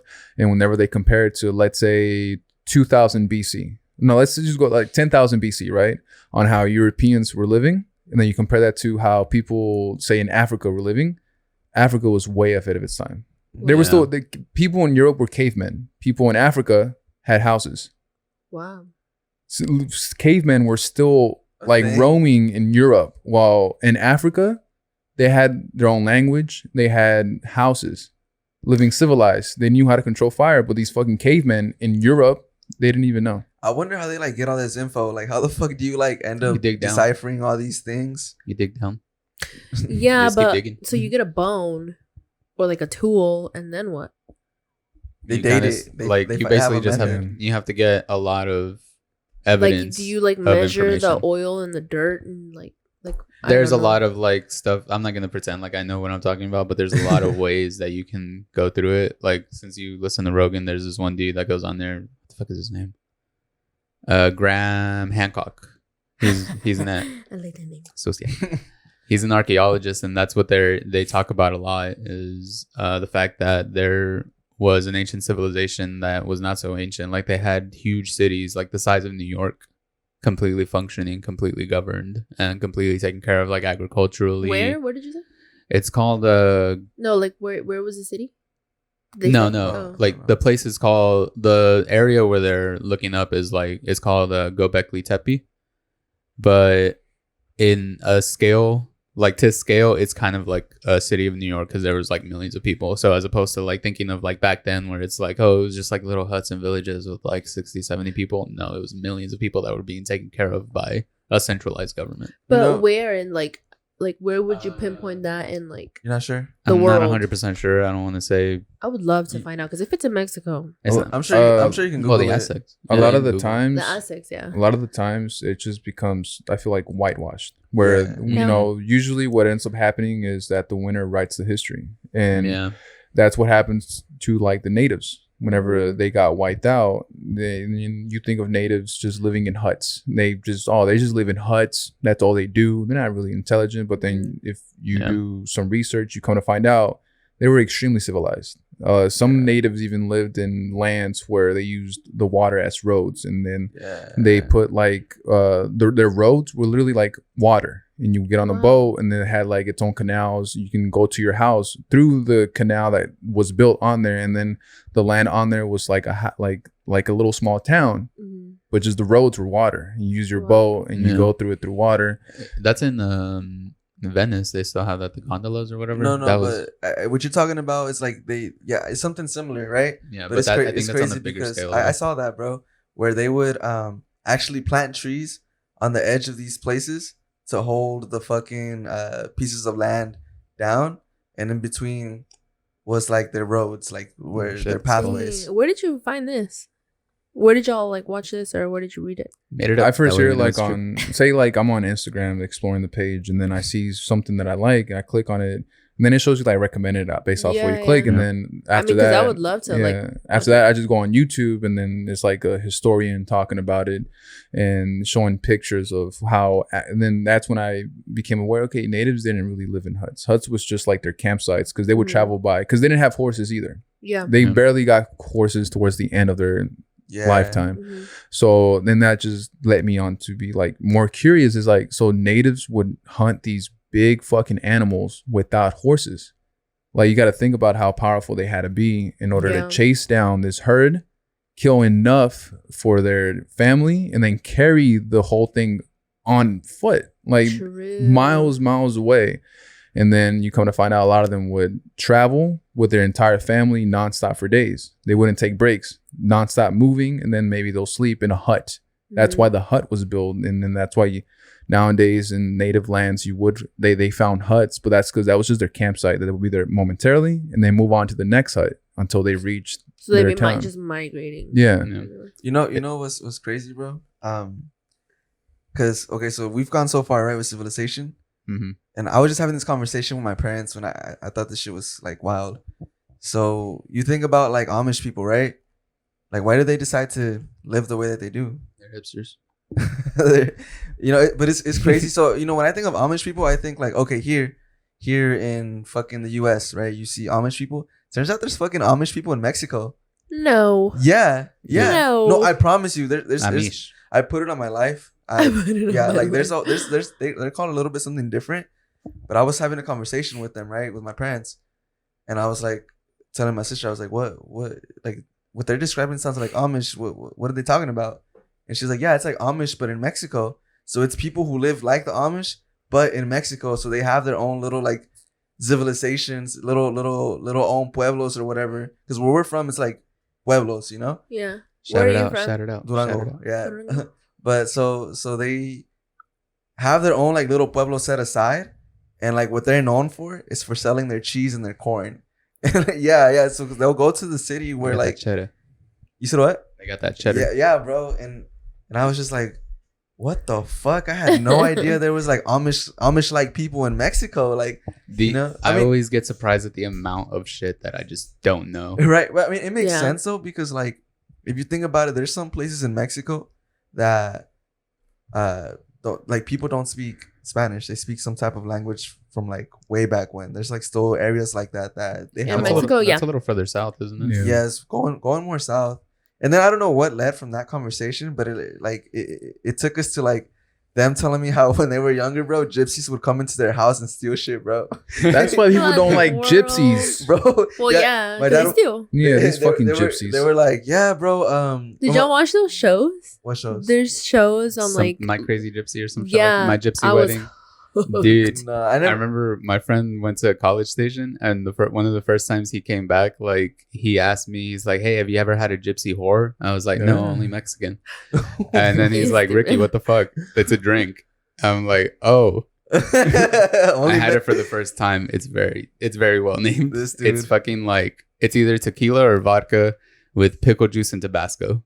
That does sound good, actually. That sounds good. It is not. It'll fuck you up. I think we might have put a little bit too much Tabasco in it. Oh, y'all made it. Yeah, we made it. Mistake. This was like 6 years ago, and we barely made it. It was funny because like my mom was like, they were telling me how like these gypsies, right, would travel around whatever the state or whatever. And their business was that they would provide a theater. They would have a theater. So at night, every night while they stayed in the pueblo. The gypsies or yeah. Oh, okay. At night, every night while they stayed in that pueblo, usually they would stay for like 2 weeks. They would fucking have a theater that people can go pay and watch movies or whatever. But she said as soon as she saw them from a distance, they closed all the doors, all the windows, the corrales, everything. And I asked them, like, did you guys ever encounter, a gypsy? That's like the Spanish equivalent of like driving through a bad neighborhood and locking Right? your doors. Right. And this is like back in like what, fucking 80s, right? 80s or whatever. And my dad was telling me how one time they went to my abuelita's house, bro. And that the gypsies, what they do is they knock on your door.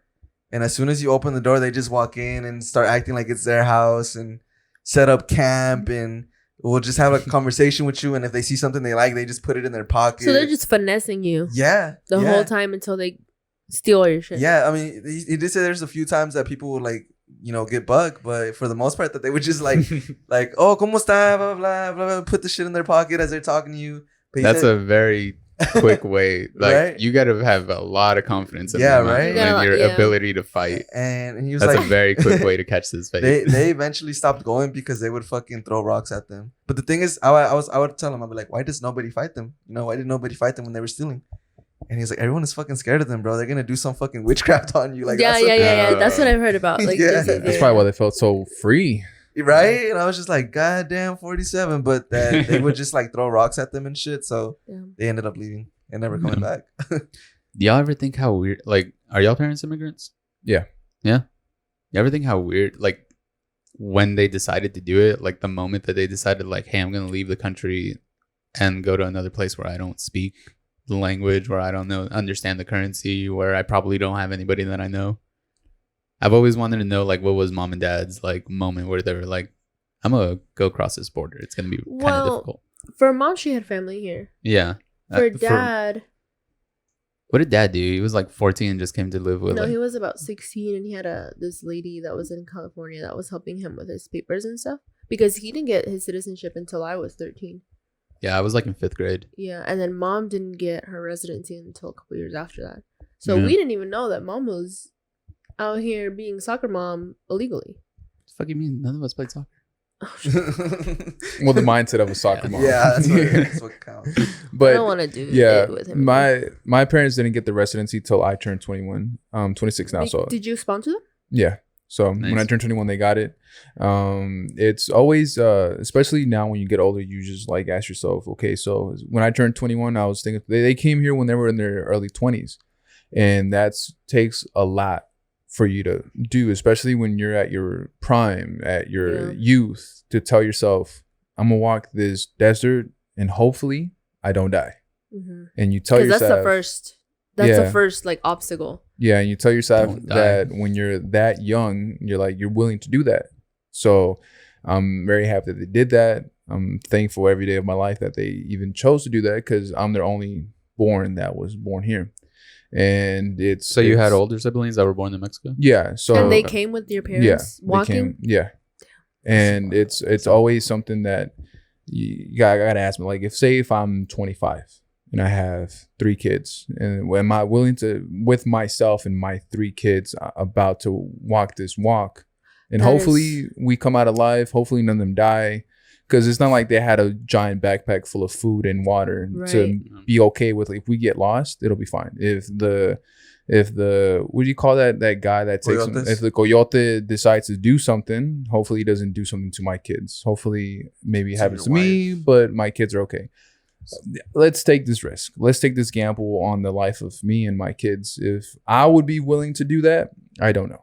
Because I don't think I would ever be put in that situation. You don't want to put your kids in like danger, you know? I think currently because we don't understand the need for it. No, we don't. Dude, being first generation is so weird. It is like so weird.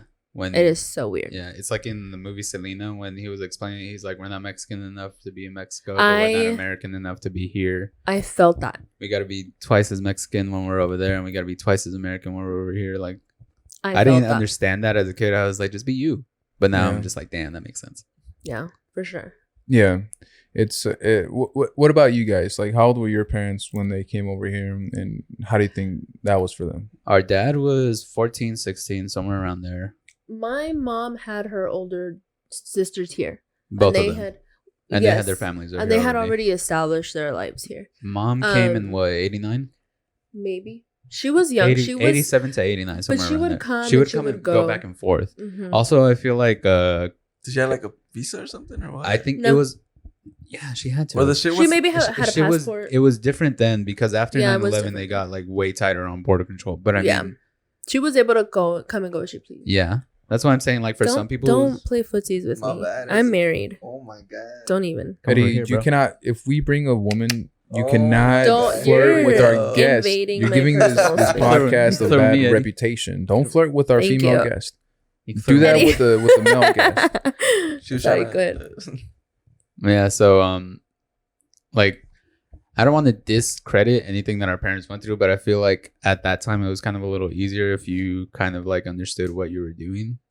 If, But like, they didn't have your experience, your parents' experience, for They sure. all came over here blindly. Hey, A whole bunch of Our their parents brothers, my didn't. uncles, and I want tias. Do you to, yeah, I know? want to say that our aunts and uncles probably had that experience where it was Probably. like, damn, we have no idea. Like our grandma, when her first grandchild was born, came over here. Like she understood, like, okay, I got to get across this line, and then got in a taxi and was like, I need to make it to Dallas. Mhm. Oh shit. Yeah. Wow. And she just kept going from taxi to taxi. Like, do you know how to get to Dallas? I can get you this far. Do you know how to get to Dallas? I can get you this far. And then just go. Wow. But I couldn't do that. Like I couldn't. Like even me, like knowing that I have my GPS and thinking about driving to Mexico, just me, yeah, and driving and with a GPS, like that's scary. And then to be like, you don't know where people are taking you. Like you don't have, back then you don't have anything. Yeah. But so then no, for our parents, it was just a lot easier than it was for a lot of other. My pops was telling me too while we were talking about this gypsy shit. He was telling me how like whenever he came over here, he fucking went through a tunnel. Yeah, you know about that? There's Underground. tunnels, yeah. Yeah, and he was like, dude, it was the worst experience of my fucking life. Why? Was your brother was born here though, right? No, my Like- brother was born here. No, not me, him. No, yeah. No. He I'm was saying telling your me brother. that like it was like You'd think that it'd be better than yeah, but he's like, you think the heat up there is bad? no. Nah, True. dude. So much worse. He pretty much explained it as like swamp ass everywhere. You know? So the heat in the tunnel is he was worse. Yeah. way worse. Which I mean, That makes sense. Well, but you 'Cause would think that it would be cool. No, because the heat of the sun is absorbed through the soil, and they're not too far down. They're probably like it wasn't no like El Chapo tunnel with air conditioning and shit. You know, and fucking lights and a Starbucks. But like dirt is cold. But I guess that's true. if you're not that far down. And then with that, Dang, I just fucking lost my train of thought. Sorry, My I bad. interrupted. He But was yeah, going through the the- tunnel. It was tough. then I always feel like the mental capacity that our parents had to go through, it's far greater than what we might even experience in our lifetime, because Yeah. that is literally life threatening. Hell yeah. That's, you are literally putting in your life. Like I could Yours, die. your children, your wife. Like, And then they didn't. It's not like it's something that they experienced in a split moment. It's something that they experienced for a day or 2 days. Some of them maybe even more than that. Week. And then whatever they go through. No, it's not weak. And then whatever they No, go no. through in between that, it's, we can just say, okay, you just crossed the border, but then we don't really fully understand what they might have seen, because you never know, this coyote just decided to kill somebody because they don't want to pay. yeah. Right. And it's like, also you lied. And then you You don't have the money. You don't have family over there. And then they find out that, and then in front of them, they see people dying.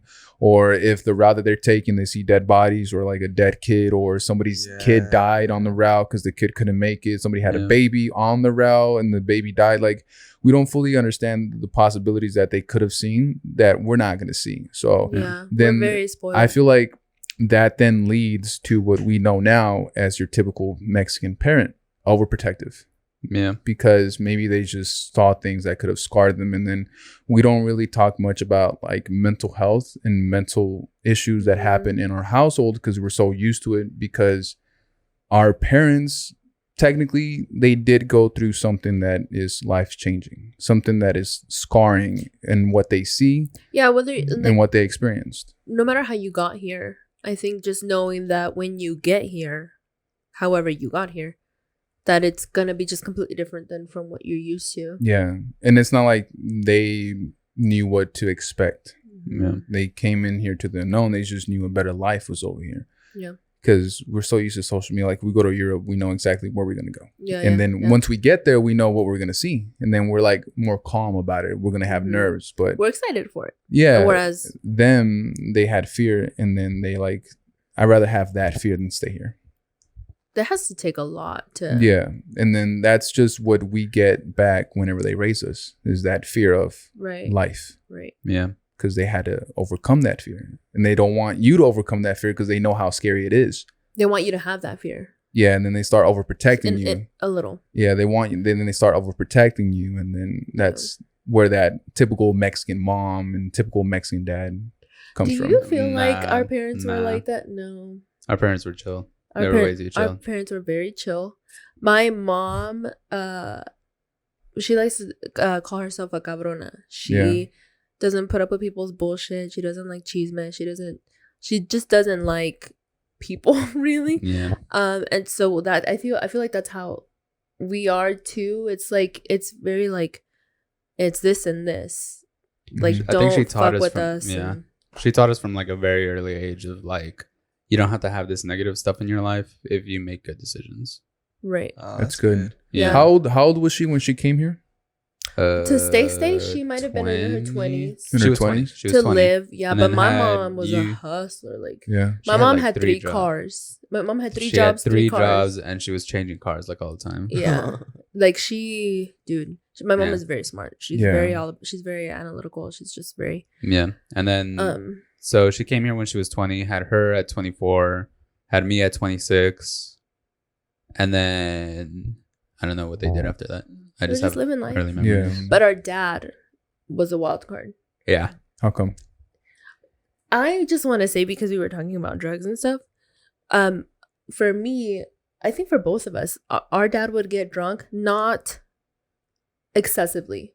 He would get drunk and he would come into our room, or he would come into my room, He did that to and me too. he would just shoot the shit with me like I was an adult. Yeah. Not over the top. It wasn't over the top for you? It wasn't over. Well, maybe it was for you because of the standard, like You're he's the a man. boy, I'm a girl. I but remember I was 11 years old or like 12 years old, and he got home drunk one time, and that's when he was like, "This is a good time to give him the sex talk." But it was never like, I was never traumatized that my dad was talking to me drunk. Nah. It was more of like, And also, It was cool. He did it rarely. He did it rarely. Even though we were at like our godmother's house every weekend, he would have like 2 beers. my godmother's house. Whatever. She's No, claiming the godmother. Yeah, she's Right. mine. No, because she's mine. Yeah. But She is. I just no. didn't know, so I call her Madrina too. yeah, his madrina's To this in day. his madrina's in Mexico. Yeah. But so I remember one time he came into my room and he was like, I used to, when I was a kid, he had a really difficult childhood. I don't know the extent of it. I don't know that we ever will. I know a couple things, But he was like, you guys need to, or he told me, he's like, you need to try everything in life, whether it's relationships, whether it's jobs, whether it's drugs, try everything. I still have a very vivid memory of this month where I was like 10 years old or 11. And in the same month, we were driving. I have this fucking vivid memory of driving down a marsh, going back to the apartment. And we crossed Jack in the Box. And in my head, I thought like, oh, I want some Jack in the Box. But then he immediately started saying like, you know what? You're going to middle school soon. You're probably going to want to try some weed. I was like, what? No, and our dad talks English, so it's like, Oh, okay. Yeah. it's He like was talking, that. He was talking to me in Spanish, but like he Yeah. was basically saying like, drugs are okay. Like if you want to try them, like Really? I was He 11, told us that. and then Wow. in the same month we went hunting with our cousin, like Mexican hunting with our cousins.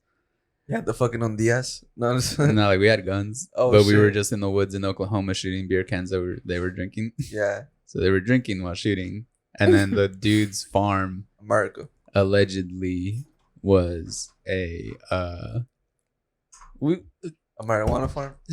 long story short, we went to a cockfight. I saw a cockfight. I didn't see that, but never I'm a seen a girl. cockfight? So. You never seen a cockfight before that? I was 11. Oh wait, have you ever been to Mexico? Yeah, It's No, a not a lot. Oh, it's You a went common once. thing. What do you mean? Every time I go visit dad, I'm in Mexico. Oh, he lives in Mexico. Yeah, he lives in Tijuana. Oh shit! So But, he takes you to cockfights out there? No, this was in Oklahoma. What the fuck? Yeah. Illegal cockfights in Oklahoma. What Yeah. the heck? So when you guys were talking about the drugs and stuff, I'm like over here, like I don't know what the hell y'all are talking. Because for me, I started drinking alcohol at 12. What the fuck? CPS? No, just Shut the fuck up. So I have a Make sure best her friend. kids don't drink. You bro. remember that? He's gonna be the one that gives them the drink. Probably. But you remember that New Year's that I think it was Theo George accidentally bought champagne instead of They were sparkling supposed to be cider? sparkling juice, and all the kids got drunk. I was like, it was like New Year's 2000. There was nothing like we didn't throw up. We just went to sleep. Which they probably did on purpose. It was crazy, dude. And then I started doing like lines of coke. Shut the fuck up. So because I had it in my head, my dad told us like you need to try everything in life. You know what? Yeah. And Drugs a week too. later, she got caught with drugs. So in middle school, I don't know.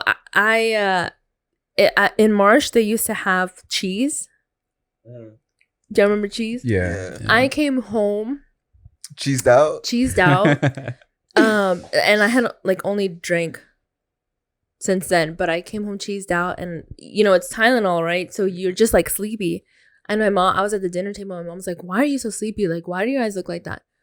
And I wasn't answering her, and she took my phone, and back then it was when Metro had just come out, and they had the case or whatever, and I had the little bag of cheese inside the phone case.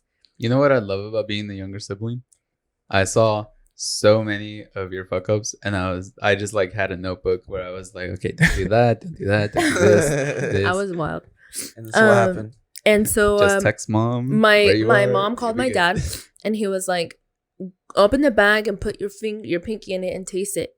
Does it taste numb? And she's like, no. And he's like, oh, she's fine. She's probably trying something out. And that was it. I got grounded, but that was it. He wasn't like pissed off because he fucking knows what he told me. Yeah. God damn. Which is honestly, I think that's the way to go, because then it's like you force them not to take it now, but then when they get older, it's even worse when they get it, because then that'll build up an addiction because they like the way they feel when they're older. It's like, no, let them try it out. Let them make the mistakes now before they get older, because when they get older and they're, imagine you being on cheese now. That's a big fuck up. Yeah. Yeah, On no. cheese with 4 Yeah. kids. Dude, I know. No. So Middle school, you were like 12, huh? Yeah, so I had a Shit. You're like best friend, 13. and she had an older brother, and he was in high school, and you know they were partying or whatever. Yeah. And her mom was so cool, because when we got to that age, we got to party like that too. But he would have house parties, huge. This was before things would get crazy, and so like cops weren't raiding the parties or anything. So these were like senior, junior kids in the house getting drunk, crazy. No one was allowed to leave if you came in. So you had to know that you were gonna stay. that's a good rule. Yeah. Yeah. And everyone knew.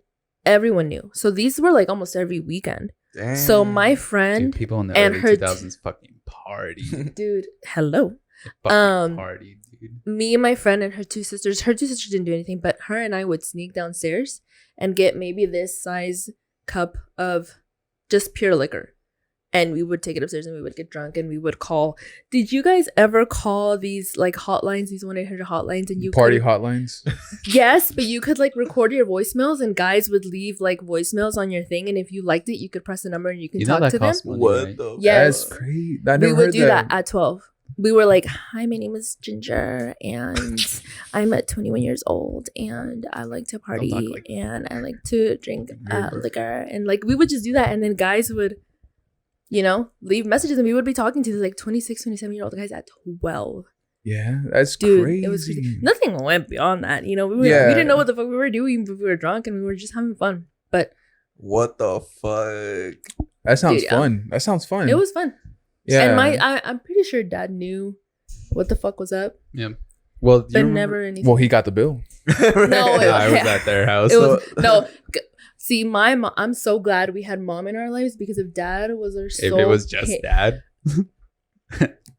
dude, like Life my would've been a lot mom more was fun. like the grounding, like she snapped us all back to reality. But if it was Yeah. just dad, we probably would have been like addicted to drugs. And I think moments like that voicemail hotline that you would call in and experience, and it would just be fun. That was like as close to social media as Yes. that would Yeah. be. But it exciting. It's It like, was. because it's not like it could happen when you're in any other place. You specifically had to be then and there to experience that. Yeah, it wasn't in your pocket. Yeah. Like you had to That Yeah. wait for that. that right, was- and it's like you would gather around in a group to do that one specific thing, and then Yeah. talk about what you would get off of that later on and tell stories. I feel like nowadays that just kind of ruins. They're not gonna. No, it's like You don't have that thrill. You can literally do But that they do at any crazier time. shit. They- do Like, I don't- do you crazier I don't shit. think they do crazier things. I feel like they do crazy. I think now that people know that there are cameras on phones, they kind It's of more chill. restrict themselves on what they do. Crazier dude, as in kids are how? dumb. I feel Crazier like as in kids how? I feel like kids are like way wilder now. In what way? I feel In like it the was sense wilder that- back then. Yeah, Really? for sure. Yeah, I feel mean, like I it's was because stealing I've- cars at 14, yeah. Oh, 13, 14. allegedly. Allegedly. I never got caught. Yeah, but oh I feel- shit. Okay, in the sense of like, I feel like they'll do anything How old are you? just to kind of get We'll clout. talk after. You get me? Say it one more time. I'm sorry. Like they'll do anything just for like clout, Oh, there's a lot of cloud chasers. and now. they'll record themselves. It's But like, like, oh, I in- just like we did all smashed that my shit. face on a fucking like, cactus. But I like- wouldn't have recorded myself doing We that. have that mentality because we were like, hey, we're doing something bad, so we probably like the stories you have. Like I just heard that story. I just found Yeah. out you stole cars allegedly when you were 14, How old are you in middle school? 13, 14. Yeah, right. Okay, Well, yeah, around that whenever you were in middle school, it's probably only 7th and 8th grade, right? Because Yes. you're old. Yeah. See, whenever we were in middle school, it's 6th, 7th, and 8th. The 6th grade class that went into March was my Oh. class.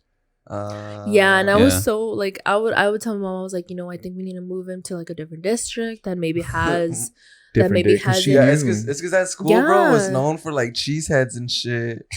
You know what's crazy? I saw cheese like the 3rd day that I was there. Rick, Yes, same, bro. Ricky, you and I would fight a lot, but I had your back.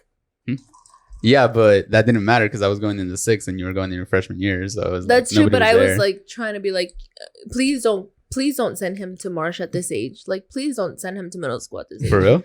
Yeah, I was telling I mom, was I was fine. like, please. I was crying. Really? I was Yeah. fine. So like, Although I did almost get into a fight like the first week because See, somebody fights are thought not a big deal, but like to be sniffing drugs in class, you know what I mean?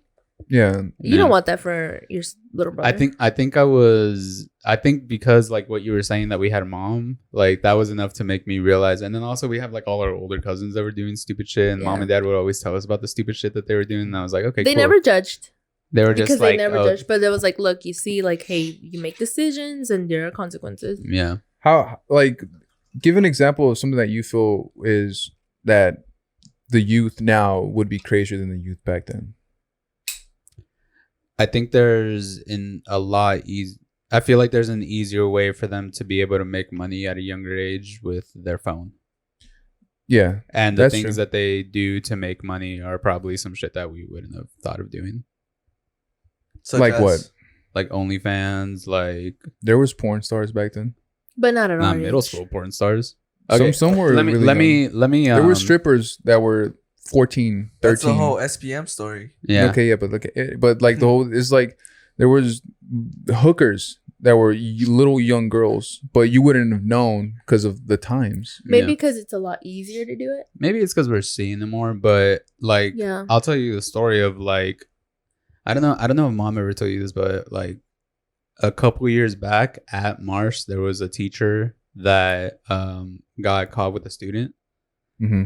and whatchamacallit, like the following year she was turning 15, and he like showed up to her quinceañera, Yeah, that's crazy. What the Yeah. fuck? and he was like, I'm in love with her, like I want to be with her, and then the She's dad, a like- woman now. and then the dad beat the shit out of him. Hell yeah. Yeah. I feel like So I feel like I just feel like now, like the shit that kids are doing, or maybe I just didn't do enough crazy shit when I was younger. You did for sure do things more as like an older teen. but Like 16 and up. I see a lot of Yeah. this. Well, so say something happens in social media. I see a lot of it as you're putting on for the camera.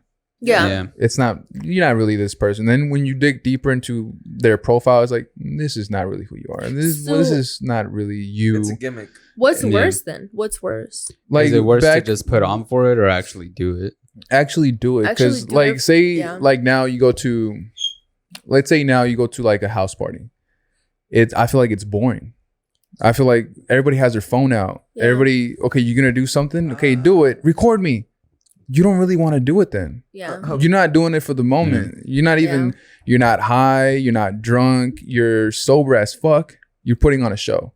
Yeah. And then once you figure out that this whole vibe is not genuine it kind of kills it for you because you're like, damn, everybody in here, why? Let's have a conversation. And if we're taking a shot, don't take out your phone right now. Let's just enjoy, because I love enjoying the moment. I love having conversations. Do you pull out your phone in concerts? I pull it out momentarily, but I pull it out for moments for myself to remember. But then I put my phone away. Yeah, enjoy it. You know, it's crazy that you were saying like that whole thing about like the parties and stuff. Because I remember, so my brother, sometimes he would have to take me with him. He was like he was like a freshman in high school, right? Phones were a thing, but it wasn't like, you know, a touchscreen phone. I don't know. It was. Probably like flip phones where you got like text. Phones. But I feel like even those days, you would bring out your phone to specifically get their phone number. Or to get the address. Yeah, and then you put the phone away. Yeah, and it's funny because I remember like the first time he ever took me, the party was like, all right, we're going to do Bloody Mary. And I was like, hell no. Get me the fuck out of here, bro. I know some spirits in this bitch. No. It's like, what the fuck? I can't do that. Ouija boards, nope. Yeah, I can't do Ouija boards. And it was a party, dude. It was like a lot of people. It was like a big house. Bloody Mary ain't about to show out. Like too many of you. I can't take on all of you. She comes through with a bottle of fucking tequila, bro. Yeah. Yeah, like I just feel like the whole social gatherings now, it's not really social gatherings. Well, it certainly isn't now. No, I feel like that's like a reason why I like having a podcast. Yeah. Because the specific reason of this is to talk and be genuine. Because nobody's gonna come here and put on a fake show. Because then if they do, it's obvious. Yeah, you can. Because the sole purpose of you talking is just tell your story of your opinions of your life, of who you are. And then if you start lying, because a podcast is not 10 minutes. It's a whole past an hour. You can't lie for a straight. Oh, maybe you can. No, because even if you try to, little things will come out. Yeah. And then the person listening is, that's scary. No, but then it's like, say you say something, then 30 minutes pass, and then you say something else. But it's like, no, but you said 30 minutes ago that you didn't like that. So, so you do like that. Wait. Oh, which one is it? And then that's why I like having a podcast, because people that come on here, they just talk. And that's the whole purpose, because nowadays it's like when you do social gatherings, the whole purpose is not to talk. So you're getting from this podcast what you're not getting and what you want as genuine conversations when you're with a group of people. You feel like you're getting what you need in a podcast that you're not getting. In a way. But I mean, I wouldn't mind going out and stuff. It's just a lot of times when you do go out, the sole purpose of people being at a club is to get pussy or to talk to girls. And usually the guys that I tend to talk to, that's what they go to clubs for. Mm-hmm. I'm just there because I invited them or they invited me, and then we're just there to hang out. But that's not my purpose. Like, my purpose every single time that I've gone out with a group of friends has never been to get girls. It's always been to be there with them then and there. Yeah. And with the podcast, it's like, you know, we're here to talk. And if you enjoy and if you want to enjoy the conversation, it's going to happen naturally. Mm-hmm. So there's not like a paper that says talk about this, and this. Just let it happen. I will say though, like, I have a lot of great memories of stupid shit that I've done, and sometimes I'm like, I have those memories, but I would have loved to have captured it on video or like to have captured it on camera. You know, to have it. Yeah. But also to have an accurate memory. I have this guy running naked in my alley with one of my other cousins. Butt ass naked, bro. I'm sure my friend would like to you have see a video that. Yeah, dude, you're gonna need to send that to me. You do? Yeah. Can you send it to my friend? No, I won't send it. I don't particularly need to see it. I'll show it. No, it's funny. You don't see his. They're running. You don't see his dingaling. No, because they cover up like this. Yeah, this is what happened. Like we were just getting drunk, right? And we were here, and so in the back he has an alley, right? And I don't know why the fuck we had the idea to race. So we raced, me and my cousin, and he's a bigger guy too, you know? And then who threw the idea? Bet you won't race naked, or someone threw that shit out. It's for aerodynamics. We raced with clothes on first. Yeah, And then I was like, yes, I will. Or fucking, who was it? Isaac or me? Isaac. Why you put his name out there like that? He knows who he is. Yeah, he knows who he is. And so he just started taking off his pants, and I was like, fuck it. And I just fucking took off my clothes. We ran to that side of the street, and then we ran all the way back down the alley. Yeah, but it was in the alley. Yeah, You should have done it in like the street. But this is there's a how- long ass alley. It's a long They went alley. all the way down the But street. who's there's, like, standing in an people's alley houses. watching? Well, no, for- the houses and the driveways and the windows, everything is like right there. It's still a scary thought to run down an alley I mean, yeah, naked. for sure. naked, and then, like, Also, it's really fucking scary to be in your house and just see two naked dudes run down your alley. We were like, And the thing is, it wasn't just one person running down naked. It was two full grown men. Two men. Full Sprinting alley down the alley. sprinting and down on the other alley. side, there's people cheering you on and laughing. Yeah, and shit. we were But laughing it's so funny hard. because whenever we like were finishing, like we slipped over each other, bro. Like You fell? we like tumbled, but our penises didn't touch, right? Okay. I hope not. They didn't just slide like this. They they roll and they was like, Wait, you but see were you naked- holding your Yeah. junk the whole time you were rolling down, Yeah, we were or running. did it slip a little bit and you saw each other's? She's thing trying on to it? watch the video. It's one hand Can I like please one watch the hand video? like this, and the other hand was trying to catch momentum. But what about when they were tumbling down? We Were didn't they catch the both, tumbling. I like- didn't catch that. Nah. They were like, Wait, how did, But did y'all honestly- run into each other? How did honestly, y'all tumble? Me showing my Drunk. penis doesn't phase me. Like I wouldn't have. Yeah, I've I seen know. his penis several times. oh. So has Ricky, I think. Yeah. You saw mine too. Oh yeah, I do. Nah, I'll talk about it later. No. His sister's here. You don't got it. yeah, right. But yeah, I've You know seen what's it fucked too. up? I When he was don't a think baby. I've ever seen my friends' vaginas. We were sober when we did it too. Yeah, we're I don't fucking think I've gay. ever. what Or- about boobs? Or Yeah, bra- you I said- was about to say or breasts. Never. Really? That's Mm-mm. weird. I always thought girls did that. Yeah, I Yeah, they know do. A lot of girls do that. They do. Yeah. I feel like they do. No, No. not me. I've never shown my dick to I've anybody. never. Oh, that's a lie. I flashed two of my friends. See, it's But- it's a common thing. Well, But but it- that was a one son. but it How wa- many times It have still you all seen happened. It counts. each other's? It counts. I've seen Eddie's penis, and I think that's it. About how many times? That one time. Oh, just one Okay. time. And Well, I mean, I also, guess it was because I felt assaulted, so I had to level the playing field. ah, Okay, well, I That's a guess power move. that is a power move. That is. assault with a deadly weapon. Yeah. Oh my god. According to one person, very deadly. Oh, Hey. no comment. You don't gotta be shy.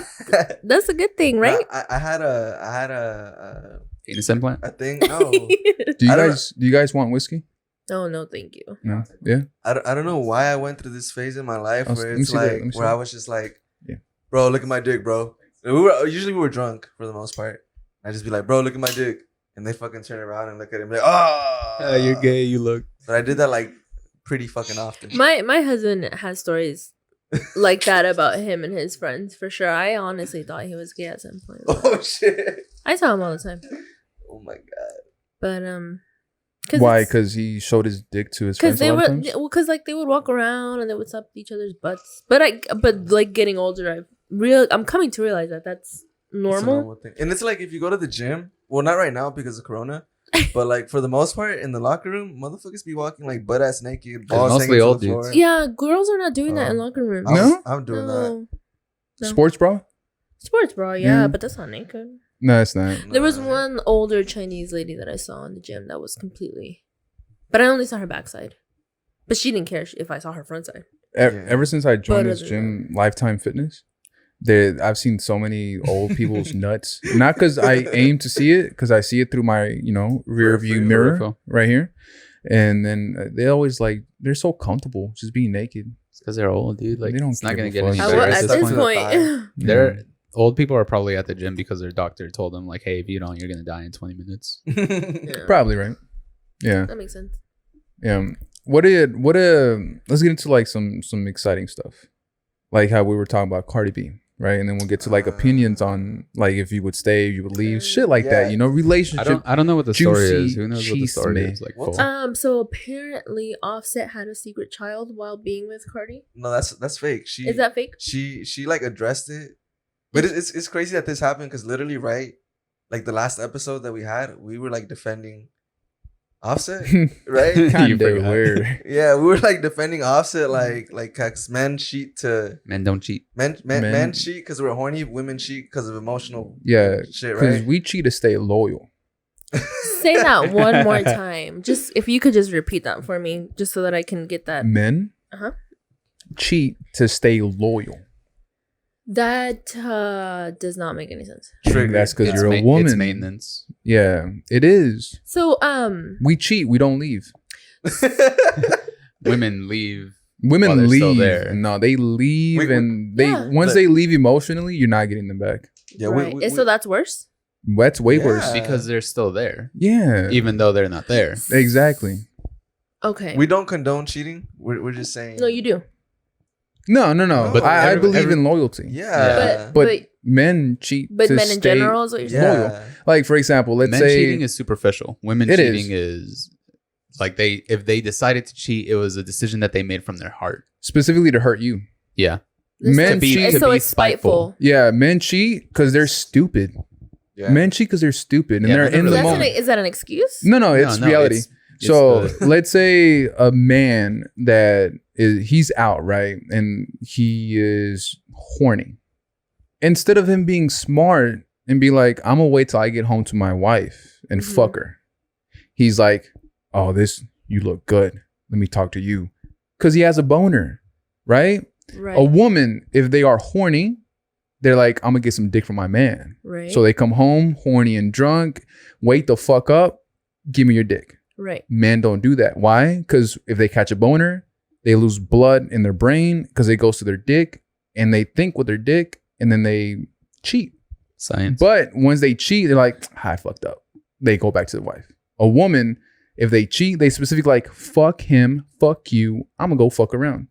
Oh, for sure, They- 100%. yeah, they go plan it out. Men Yes. is in the moment because they're stupid. But okay, That makes sense. it does. But I think it's completely moronic. It's You're still thinking- wrong. It's so far, still every single wrong. woman that I've told that to says that doesn't make sense. Well, no, I don't think that it. I understand it. I understand that men are animals, and they're gonna go out and do stuff. But if oh my gosh, okay.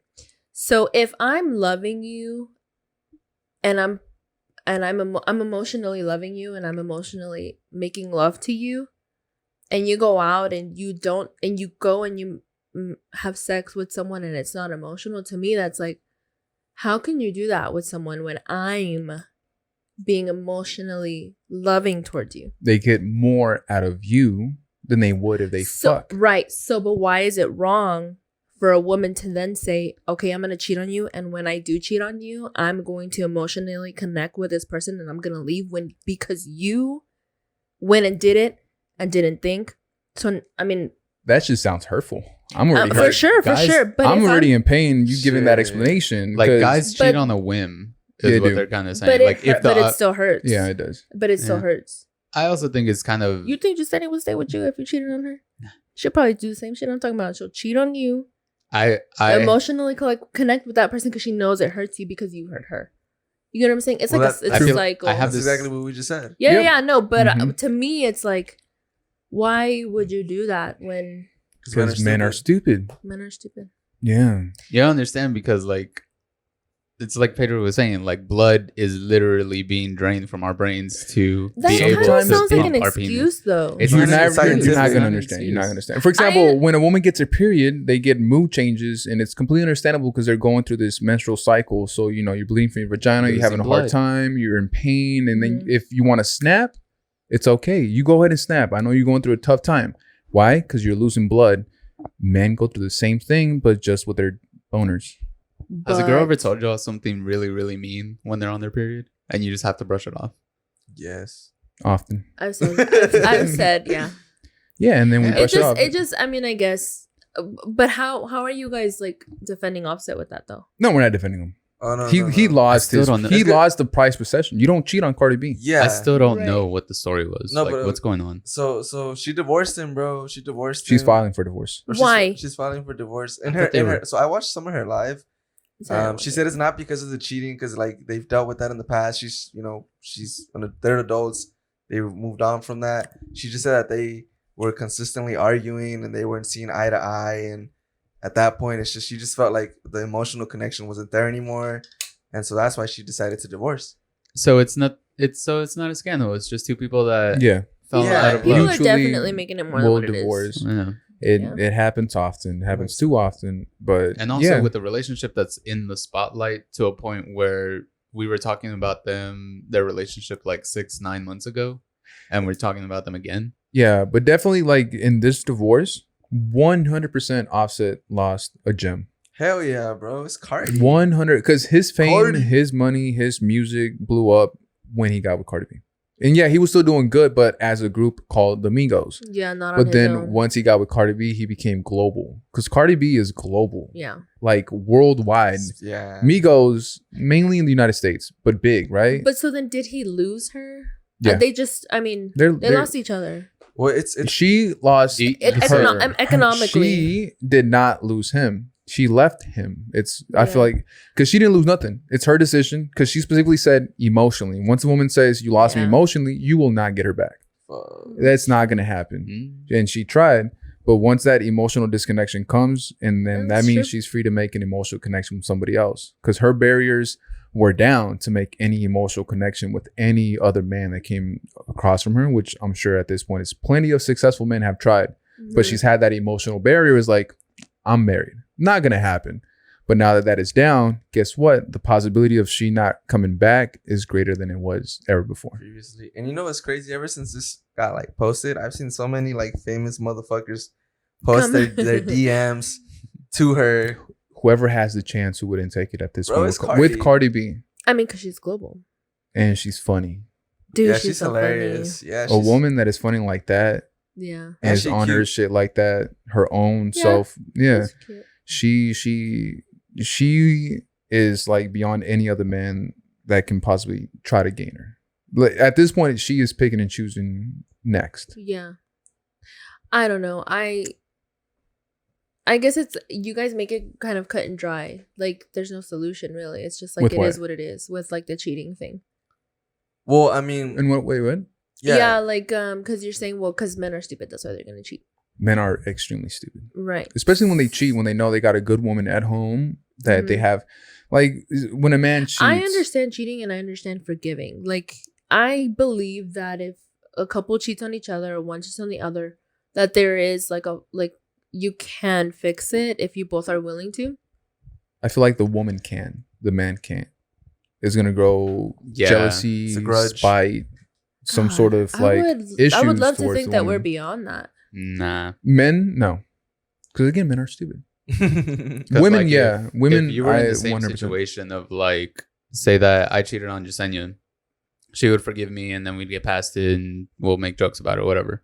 But if Jasenia you were, probably wouldn't make jokes about it. nah, yeah. But if Jasenia were to cheat on me, that shit would be a lot harder. You Because really to get think over? so? Yeah, No. won't be Knowing able that to she get would over it. take 'Cause you it's- back, knowing that she it's would like- forgive you. it's this really stupid male pride Yeah. thing. You get me? Because And like, that's why damn, men somebody else cannot had my girl. And Like, it's like somebody be penetrated feminine. you. That wasn't me. someone was inside you, but you were inside somebody else. Yeah, but like that bitch is over there now. But do you get how You're dumb still that here. is? Like, do Very. you get how like Yeah, yeah. We That's why No, men understand. are we stupid. 100% No, but if you admit underst- it if is you- stupid. But if you understand it, you can try and get past it. We understand it. We just will not agree. Why? Because we're stupid. We're not gonna agree with But that. Yeah. instead of saying we're stupid, Somebody was inside of you. Nobody was inside of me. My gates are closed. Somebody literally That's a went whole different inside conversation. of you, and you let them. And then now I'm here going inside, and I feel like a visitor. Oh, shit. It's not the Am I? same. I'm a visitor in my own home. Yeah, it's like who the fuck rearranged these walls? Why does it feel bigger in here? It's like- So what if you were like with a girl and you broke up and y'all dated someone and y'all got back together? That's fine. Yeah, That's fine. different. but some people No don't see Somebody it was like inside that. her. I'm okay with that. Yeah, but y'all weren't together. No, yeah, I'm So it's 100% fine mental. with It's that. like it's that emotional. friends thing. It's Like we were emotional. on the break. Yeah, because So it's it's like, emotional. Very, very. Okay. okay, what? Yeah. Well, So you just we proved my agree. point. Which is what? Men are emotional as well. 100%. That is all. We never said we. But weren't emotional. you're forgetting the act part of that we're cheating stupid. Is No, primal. because that's an excuse. No, it's the truth. No, it's an 100%. excuse. Like- 100% it's an excuse. Like we snap.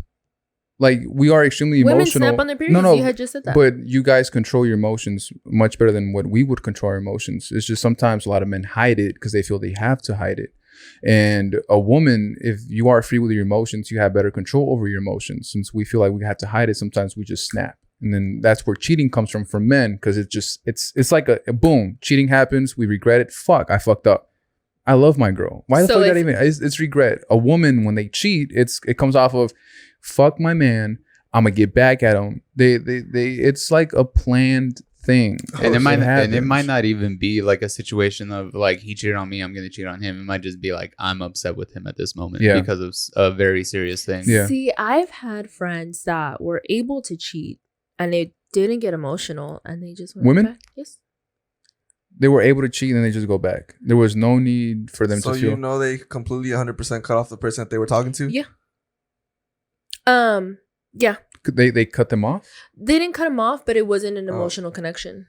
Like they weren't in love No, with yeah. them. So when they cheat, they didn't make emotional connection with the guy that they cheated on with. No. And It's they just just wanted to go and because whatever they were getting, they weren't getting at home. See, a man, they I could don't get it think that at that's home, but they will still go out 'cause- looking for the same thing. because to me, I'm like, damn, you say he got a big dick? Really? Let me see. Yeah, and You then know what I mean? Yeah, but you wouldn't be curious if what you had at home was already No, I mean, bigger you can and still better be, than because whatever I'm you could kind of, find. Yo, oh my God. and I'm not ashamed to Eddy? say that on the pod. You know what I mean? Like, Yeah, Her husband's going to watch this. I'm like, yeah, curious, you know? yeah. But it's like, but not us. We don't think about. yes, you do. No. We just Don't. cheat. Boom. yeah, We it's don't not- think. Oh, they So probably if- got some wet pussy. No, we just boom. Why are you pointing at me? I promise No. you. We Oh. never. So we never if think. one of your like comrades was like, hey, that girl, she got some wop. She got a wop. Whatever. And you're like, damn, really? Like At the- that? At the moment, I'd be like, whatever. No, yeah. It doesn't for matter. sure. Y'all are full of Okay. shit. I promise you, they'll say, no, that girl's pussy is so wet. That shit's like this. It feels like that. If you're in a Good for you. if you're in a committed relationship, right? Yeah, and 'Cause then this isn't to say that all guys cheat, but all guys Yeah. No, that but- do cheat is Because they're stupid. yeah. yeah, we don't go into the thought. We don't go like, oh, but does she have a wet pussy? Because if she doesn't, I'm not gonna cheat. And It's it's like not we gonna don't be worth care. it. Like, We don't no, care. It's We- just and have you ever seen a guy that cheats on his girlfriend when his girlfriend is 10 times hotter than whoever he cheated on? that's like 90% That's is 'cause- that they downgrade. It's because they can Exactly. get some pussy in the moment that In they need a the pussy moment, and their that's- girl wasn't in the immediate vicinity. 100%. And like to put it in another perspective as well, it's like, okay, like as a single person, right? Someone tells me, oh yeah, she has some really good pussy, right? And there's another girl over here who apparently doesn't have good pussy, but I'm just horny, so whoever gives it up first, I'm like, okay, Yeah, you know? Yep. Y'all 'Cause- just hoes. That's what it Because is. we're okay, stupid. it's different for guys because like guys are the ones that have to work to get pussy. Girls can kind of just sit at home and like get Hit up guys. a dude. Yeah, Yeah. Hey, Say and then- that to my former 16-year-old self, okay? Because that is not accurate either. How many numbers did you hit up? I mean, I was like, hey, it's a free for all. Come as you please. But like he makes a valid point. When Yeah. Like in a y'all general try way sense, less. I mean, I get it, but at the same time, I think men are also can be emotional creatures, yeah, of course. and it's also but like this is we're just talking if in you a general go- sense. yeah, in a general, men are stupid. Right. But if you go beyond that, if men try to go beyond that, beyond just accepting the fact that you're stupid, you know what I mean? Name a situation where a Maybe- man would plan out his cheating. Oh come on! Mhm. Name it. Name it. What do you mean? No, let's get into it. Because okay, So so the when a general girl- sense is men cheat off of them being stupid, and in the moment they snap because they're just sexual beings. So Mhm. let's name a deeper situation where they plan on, because it happens, Yeah. where they plan on cheating. So they go out with the mindset of, okay, Cheating. I'm going to cheat tonight. Right. The only thing Name I can one. think of is after She they cheated took on him. after they No. took somebody back from cheating. Yeah, that's the only time I can think about. Are you serious? If they happen to guys? have if they Yeah. happen to have if it's a plan happy like, household, yeah. What about they're- narcissists? what I about mean, That's a whole they're different they're thing. They got- no they got a mission but in they're their a part head. of the general male. Narcissists? Yeah, I mean they're men. But they're, are the they going to general go sense. plan on it, or are they Okay, going to just if you do have it? a girlfriend, whatever happened with that girlfriend emotionally, if you have a girlfriend and you are texting another girl and talking about, hey, my girl cheated, whatever the case may be, that's planning. Wait, say that again. Like, what do you mean One planning? time. That's planning. How is that planning? You're texting a But girl, you- you're planning to meet up with her. But you whether- said the same thing that she cheated. No. I said despite what may have Oh, happened okay, in the okay. relationship. Texting someone and saying, hey, whatever the conversation may be, That's and cheating? it eventually leads to cheating, that's planning. It doesn't matter what happened in the home. See, that's the same case as like the guy starting to emotionally leave. Like we speaking in general, But that's guys emotional. mostly cheat on a whim. But Yeah. there are exceptions to the rule where it's like if I worked in an office and there was a girl that we just kind of like sort of clicked, and then I started talking to her, and then like, oh shit, like I got her number because I needed to do it for work. Like in cheating, guys will kind of make if they're in a good relationship, they'll kind of make any excuse to like be like, no, I wasn't cheating. Like I was just talking to her. Like I'm just talking like we're friends. But if it ends there's in an cheating, underlying thing of like maybe this could happen. right? That's planning. Because like, okay, like when I was single, I didn't really have too many friends that were girls, because most of the time I was kind of like, if I have a friend, like if I went out with somebody and they were like, I just want to be friends, I'd be like, nah, I don't want to be friends. Like I have friends. Like I want this to be either a relationship or like we're just gonna like hook up or like whatever, you know? Because I feel like that's how most guys think if they're single. But if they're in like if I'm in the relationship, then I'm in the relationship. Right, but we're talking about men in general, and we're talking about like planning to cheat. That would be a case in where like that's a plan to cheat. Whether you have a girl in your house and you're happy, or you took her back from cheating or whatever, like that's a plan. You think women will cheat if in their household they are happy? Yeah. Like Really? they love their man, Damn, I'm sex scared. is good, and everything's fine. Yeah. You think like in the moment they will snap, and then cheating comes out. I don't of think it. that Wait, it'll snap. I think there's Who people here are has actually been curious. cheated on? I have. You have? Yeah. Eddy? No. You never been cheated? Not that I know. Yeah, me either. Knock on wood, bro. No. Oh shit, it's not good. But Shit, if my This- husband cheats on me, I got a line of motherfuckers waiting on me. Exactly. see, she has No, a no, no. She's already line. planning. She knows who. So if it I happens, sure guess do. what? But the And thing that's is, the thing with girls is like they have how like would you But it's know? the still a who, plan though? opportunity to regardless. have other people lined Like, up for you. For example, I would like if the person that I'm dating, if say we're dating and then she has her friends, but she also talks to a specific guy, that would raise a red flag. It's like because especially in the beginning. I do not think that your typical man and women can be just friends without there later on in that friendship being some spark of sexual something. And maybe even you guys, if it starts as just friends, at some point there's going to be a yeah, spark. if you guys don't just boom snap on it right then and there, eventually down the line, I always feel you guys like each other to the point where it's a possibility. It could happen. If it does happen, both of you would be mutually okay with it, and that's not okay with me. Yeah. But that's not something that you're gonna know No, until it happens. exactly. But it sparks a red flag. Yeah. Yeah. There's a saying, it's a shoulder to cry on is a dick to ride on. And I believe in that 100%. I mean, because yeah. if you go Yeah. into a That makes relationship, sense, yeah. if you go into a relationship knowing that the person that you're starting to date has somebody that they can go to and complain about you, and it's opposite sex or somebody that you think is going to want to get with them. I mean, yeah, they could take the It's gonna- opportunity and yeah. definitely. But Yeah. that's that's the usual, right? But it's very rare cases. What? That's not No, the case. it's no. For you, it's different because your friend that's a female. You've been knowing her since you guys from elementary school. That's a rare case. You don't hear that Oh, often. okay. You don't see that often. That is different. What we're talking about is she has a friend that's a male, and that they've been friends for maybe 3 years. That's probably more of a situation of like, that's never going to happen on her end. Yeah, Because on the guy's end, it's probably always Yeah. like a backup Yeah. plan. and and that's always something that I don't know about that relationship, because let's say if the girl that I'm dating, that me and her get into an argument, but it's Mhm. like the person that you are comfortable talking to is him. I don't know him, and it's always like this male pride. He's not gonna like the fact that I hurt you in that specific situation, so he's gonna comfort you and make me seem like I am a bad person, when in Yeah. fact, if me and him had a conversation, he would have a better understanding of the situation, where it could have just been some miscommunication between me and her, but she understood it Mhm. differently. So whatever she understood differently is gonna go back to him, and then he's gonna look at me as a bad person, convince her that I'm a bad person. And then that could lead to something else in that moment of her being vulnerable. One thing that But I is that planning? No, not on her No, end. Maybe on his but end. on his end, But and then how he can could you- he could be planting little seeds, like every argument that you have, if she's going to him, then plant a little seed. Like, oh, okay. At first, it's gonna be like, well, just give him a chance. Oh, Speaking you know what? from experience, he does it all the time. Nah, just kidding. And yeah, give it a chance. Maybe he's like, at first he's gonna be like, just give him a chance, you know, like it's probably just like beginnings of relationships or whatever. But then at some point it's gonna start being like, this is starting to seem like a pattern, and I wouldn't do this because I'm a good guy and like shit like that, you know. Yeah.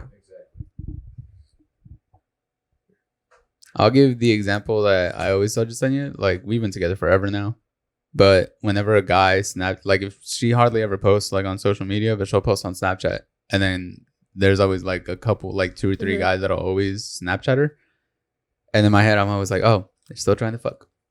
And even early on I've always told her, and like, I don't know why he's hitting me up. I'm like, because he's trying to fuck.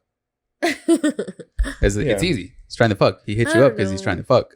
I think there's I don't hit her up for that. exceptions in every situation. I hit you up for that. Have you guys been friends for Me and Jasenia? since you were kids? Since we've been friends since high school, since like freshman year. Yeah. I think Jasenia has more to worry about in that department. What? she has more to worry about. But but you know, it's it's something that a man will always have in the back of his head. And let's say if it was vice versa, it's like, why are you so friendly with her? You're really gonna go to her? Why not? That's why in any girl that I'm dating in that relationship, I always feel like the best thing that you can possibly do to make it as healthy as possible is have communication, regardless if at the moment she does not want to talk about it. Just make sure you always go back to whatever she didn't want to talk about in the moment when she's less mad or when you're less mad. Just make sure that a conversation is had, because if you don't have a conversation, she could go to somebody else, have that same conversation, and it's not the way that you, because you didn't want to talk about it, did not want to go down that way. Because she could understand it differently. That's any argument. It's always just miscommunication. Yeah. Misuse of words. Maybe the word that you use is not the word you wanted to. So she felt that way because she took that word different than how you meant it. So that's why I always feel communication is probably the best thing that you can have in a relationship. Absolutely. For sure. Because then you also run the risk of, like, if she's not going to communicate with you, she's going to talk to her friends who are always going to be in their corner. Yeah, and she has to, because then if she doesn't, guess what? You're going to die. She will kill you. So you better hope she talks to somebody, and that somebody is you. Yeah. I mean, I've been in relationships where girls just don't want to talk at all. Like, I'm like, hey, I understand. I can feel that you're mad, you're upset. Do you want to talk about it? And they're like, no. But then they'll go talk to their friends and be like, oh, he did this, this, and this. I'm like, why didn't you just tell me that up front? Like, why do we have to get a third party? Exactly. And why are we already going through fucking, like, marital counseling? Yeah, and the fucked up part is eventually you and her will be good from whatever was bothering you, right? Yeah. But you're not obligated to have that conversation with their friend. Yeah. It's like, who are you? Yeah, I'm not gonna apologize to you. This is between me and her. With you. Exactly. Like, so I do not owe you a conversation. The person that I owed a conversation to, we and her already talked about it, is good. You're still mad at me, but I don't owe you shit. And if you're gonna still be bad at me, that's on you. Well, that's why, like, a lot of, like, when you're in a marriage, a lot of the time, that's why you, like, end up losing friends. Yeah. Because you can spot, like for example, I had a friend and I would tell her everything that John was doing, or like shit that would piss me off about it, and I know what the right thing to do is in the back of my head. I know that I'm, like, overreacting, or I know that he made a mistake or whatever. But they will definitely egg you on. Like, they'll definitely be like, he did this for a reason. Like, there's something going on. And that's why you're like, okay, I know what she's going to tell me. I know that she's, like, going to throw, like, you know, air to the flames. Yeah. And sometimes on their end, it's not really their fault. They just, the way they talk is in a way that they want to protect you. They're like, I feel like I'm saying the right thing. Mm-hmm. So they're going to say that. But little do they know. But you, like, you push them away. That's why, to me, it's like when I have friends that are, like, telling me stuff, I was like, yeah, I'm just, what I want to hear. I'm just listening. Yeah. At that point, because it's like, girl, I know you're gonna go back to him. I know there was something that you're not telling me. I know there's, you know, other things that are coming on. Just, I think it's just best to keep friends in a marriage. Just listen. Because then you might end up not liking the person they're with. Because in your head, you're thinking, okay, she's definitely going to leave him now by the way she's coming to me. But then they end up just staying together. You guys hang out. And then that friendly vibe that you guys had before is not there. Yeah. Because then you're thinking, this motherfucker. But it's like, he doesn't owe you a conversation. Mm-hmm. They dealt with it it's all on you now, and then now you got to deal with it emotionally, and then you end up not liking the relationship. Or if you flip it, it's like, let's say you're dating my friend and she told you that she told me everything and I called you a dick or whatever. You're not gonna like me anymore either. So it's like it just makes it harder on the person. That's why I feel like relationships should be handled right then and there, especially if you care about your friendships outside of your relationship. Don't bring your friends into it because you don't want them to not like the person you're with. Yeah, there's very few times that I'll like tell my friends stuff. I feel like there's a certain point where like you kind of understand, like if you're the type of friend that's gonna call your best friend out on their shit. Yeah. Like if you're lucky enough to actually have a person that's gonna be like, hey, I'm complaining to you about this problem that I have. Like, hey, wait a minute, you fucked up though. Yeah. Like in this situation, you're wrong. Like you should probably just go back and apologize because you're definitely wrong. I did that to Eddy all the time. Yeah. I definitely have friends. I've been on the other side of that, and it's difficult to hear. But like at the end, like 2-3 weeks later, when you and your girl are good, you realize like, oh shit, like I'm glad I have that friend. Yeah, I'm glad I have that friend to make me realize, like, because you kind of build up this fog of like, no, I'm right. Like we had an argument, and she's not seeing my point of view, but in reality, you were just being a dickhead. Exactly, because then you have like 5 friends that care about you more than the person. Of course, they're gonna be like, whatever comforts you, let me comfort you at the moment. Yeah. And everybody's guilty of kind of being that friend, you know. Like for sure. Yeah, of like just enabling them. But if you genuinely care about somebody and you understand that they're committing. Like if they're just doing something wrong and you want them to be better, you're going to want to call out their flaws. Because if you don't, then they're just going to continue thinking that everything that they're doing in their relationships or in their work or whatever the situation is, they're just going to keep thinking that it's okay. Exactly. And they're not going to grow as a person. True. All the friends that I still have definitely are people that are like, will call me out on my shit. Which is good. It's healthy. Yeah. It's way healthier than having a person that just comforts you just because they feel like it's the right thing. It's a lot healthier. It shows that in that, especially when they call you out on your shit, it shows that level of confidence that they have in that friendship is strong. So if you do something wrong and they tell you did it wrong, even though it might make you cry at the moment, it's a good thing. Yeah. You want those type of people around you, because then if you have this fucker that tells you you're right when you're wrong, then you fuck up in your life or you lose a good relationship just because he said it was good. You're like, man, fuck you. You told me wrong at the moment. Now that I realize that I did wrong, you were telling me I was right. Yeah. And that fucks up your relationship. Yeah. And then there's other situations where it's kind of like the person's not telling you the whole story, where they're just gonna, like, they get into an argument with someone and then they come to you for comforts, so they're just gonna tell you the best version of it.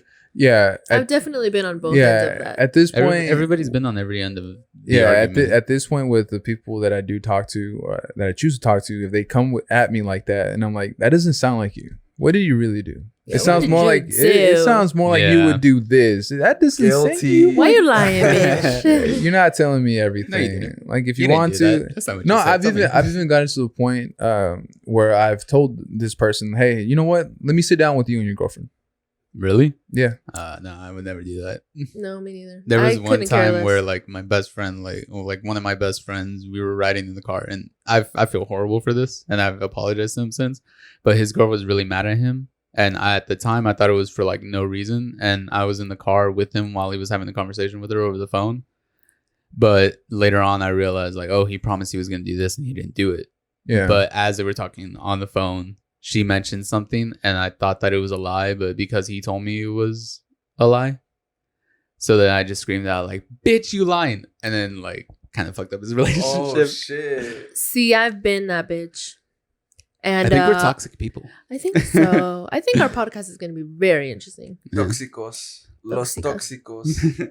Tóxicos y menudo. Menudo tóxico. Yeah, I don't know. No. I definitely have been that friend that's just been like, I am that friend that will be like, you're being fucking stupid. Shut the fuck up and turn the fuck around and go talk to your mans.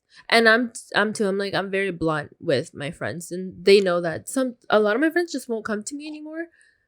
They'll come to me when they know that they need to come to me. Yeah. And we back. Oh, you broke it. Stop. Is it falling down? No, it's good. Let go of it? Yeah, you're good. Cool. All right. So, what was it? Anything specific like you guys? Yeah. You want to bring up topic of discussion? I don't know. Anything. It could be anything. The only thing I really watch is like comedy. like just stand up. We're very into movies. Which one? Like at the moment, it's not really that many movies. That's what sucks. I saw this Theaters one are movie open. Back in the recently. day. Yeah. I saw this one movie recently. It's with that guy that played what's his name, the Winter Soldier in the Avengers movies, and Tom Holland. You lost your beat. You think you left it outside? You didn't take it outside. Take it outside. Oh, I see it. I'm gonna take it outside. Oh, it's over there. Sorry, thank you. You're fine. It's with Tom Holland. I only saw parts of it because Jasenia was already watching it, but I remember I wanted to watch it because Tom Holland is just murdering people in it.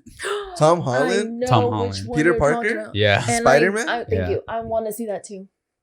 The Yeah. beautiful young kid? Yeah. Yeah. He's just The so murdering. innocent? But- Like he's murdering people only because he has to. Because he feels he has to. Yeah. And he Because he who feels else it's is right. in that? Fuck, who's the person that he first murders? Robert Pattinson is in it. There we go, Robert Pattinson. And Robert he's, Pattinson's doing huh? Robert Pattinson's doing like a really like if this It's is your all in the first trailer, so we're not like giving anything if away. this is your first introduction to Robert Pattinson, like if you're a young kid and you don't know about any of his previous movies, know who that you're gonna is. think that he has like a fucking southern accent because Gi- he's doing it really well. He gi- sounds completely different. Give me a movie that he's done. Twilight. Oh, it's the white guy? It's the Yeah. main dude from Twilight. Oh, You the know, guy what, which is why I'm excited he's gonna play Batman. Yeah, I So I heard feel like it's good. he's I a knew from the genuine beginning that it good was going to actor. be good. I knew He it. fits that role. he's a Mhm. genuinely good actor, dude. And He is. like the coolest thing is that he did Twilight, and from that it was kind of like, okay, cool. I made all this fucking money from these 4 movies that I did, and now I can just do whatever I Do want. whatever. Yeah. I There's can this just do, one like- movie that he did. It's With on Willem Amazon. Dafoe? I don't know what the fuck you're talking about. The one, it's on Prime, Amazon Prime, It's and black and it's white? called, yes, Yeah, that's the one. That's with Willem it's Dafoe. called Lighthouse. Mm. And it's filmed like an old school film. It's not digital. It's on The real? Like yeah. rolls. Yeah. Real. Yes. And I started watching it just because I was like doing dishes or whatever. And I was like, no. Like this is a movie that you have to watch like date night with your man, like, and really get into it because it's beautiful. Oh. Yeah. Beautiful. I thought black and white, and I was thinking, oh, is it a horror movie? And Like, No. now the good thing about his situation, him playing a young Batman, means he's gonna be Yeah. doing that for a very long time. I think he's gonna do at least like another 4 movies just so that he can And just that could make, take up to 10 years. yeah, if and not he can more. just make bank on it, and then he's A gonna do lot. just like a bunch For of other indie sure. movies. He's gonna be extremely rich. So Another person, Shia LaBeouf. I fucking love that it. guy's a legend. It was Mexicans just love Shia LaBeouf, right? Like Latinos love Shia LaBeouf. I wish he was Latino. He's He not? plays a- I'm glad he's he Jewish. plays That a last he movie plays that a he did? hitman. Yeah, that last movie. That Listen, I had talked about this in my last YouTube video. I read a review on the video and I gave my thoughts on it. And the person that reviewed it, and it made a really big difference to me. They were white, Mhm. and so there were some things in the movie that you just don't understand if you're not from the culture. Wait, have you seen the movie? I've seen the movie. Oh, I haven't seen it yet. I want to watch it. Okay, well, there's this, and it's in the trailer, so I'm not giving anything away, but there's this way that he wears his sunglasses, the Lokes. Yeah. You guys know what Lokes are, right? Yeah. You know what Lokes are, right? Eddie, please. Yeah. There's got a some in certain his way truck that right he now. wears them, and you wouldn't know that that's like a norm in our culture if you're not a part of the culture. Yeah. And so he pretty much like, I know it's a very small detail, but he was saying like that the way that he wore those looks is goofy, and that he didn't see the point of him wearing them throughout the movie because an actor's most useful tool is their eyes. You know, they convey a lot of emotions through the eyes. And he was like, it was just stupid that he had the glasses on the whole time. But if you're not from the culture, you don't know that, like, obviously in our culture we have, like, it's very machismo. You don't want to show emotions. You want to hide your emotions when you're a machista, when you're a macho man, when you're like not in tune with your feminine side, I guess. And that's a big thing, is like covering up your emotions and covering up your eyes so that, you don't see that. And I was like, sometimes you just gotta be a part of the culture in order to really understand the movie. And if you don't understand it and you're not a part of it, I feel like maybe there's just some things that you shouldn't speak on. Yeah. Because you end up offending, even though that's just like a very small detail. you know, you could offend people in that way. And I took it very offensively because I'm like, you just don't understand. Like, why are you talking about it if you don't understand? You took it offensive that he thought it was stupid to have the sunglasses on for Yes, that amount because of time because for us, it's like, well, he's a what's it called? A person that kills people. assassin. Hitman? He's an assassin. Oh. Right, a hitman. Oh. Why does he want to show emotion when he's killing people? You know, why does he want to? I think he sees it as in the sense of like just an actor. Like I'm playing a role, and I assume that the best way to do this is to convey emotion in the role that I'm in. But his role specifically is that of a Emotionless. Yeah. emotionless, like I would 100% agree with you, but then he got that tattoo for real. He got that tattoo for Oh, real. yeah, He got yeah. a whole chest piece. That For is real. on there for the rest of his life, no But- matter Did what that for a movie he movie. does. I feel like that's kind of romantic. I haven't watched it, but It's a good tattoo too. I feel like that's a Cool, it a looks sign. badass.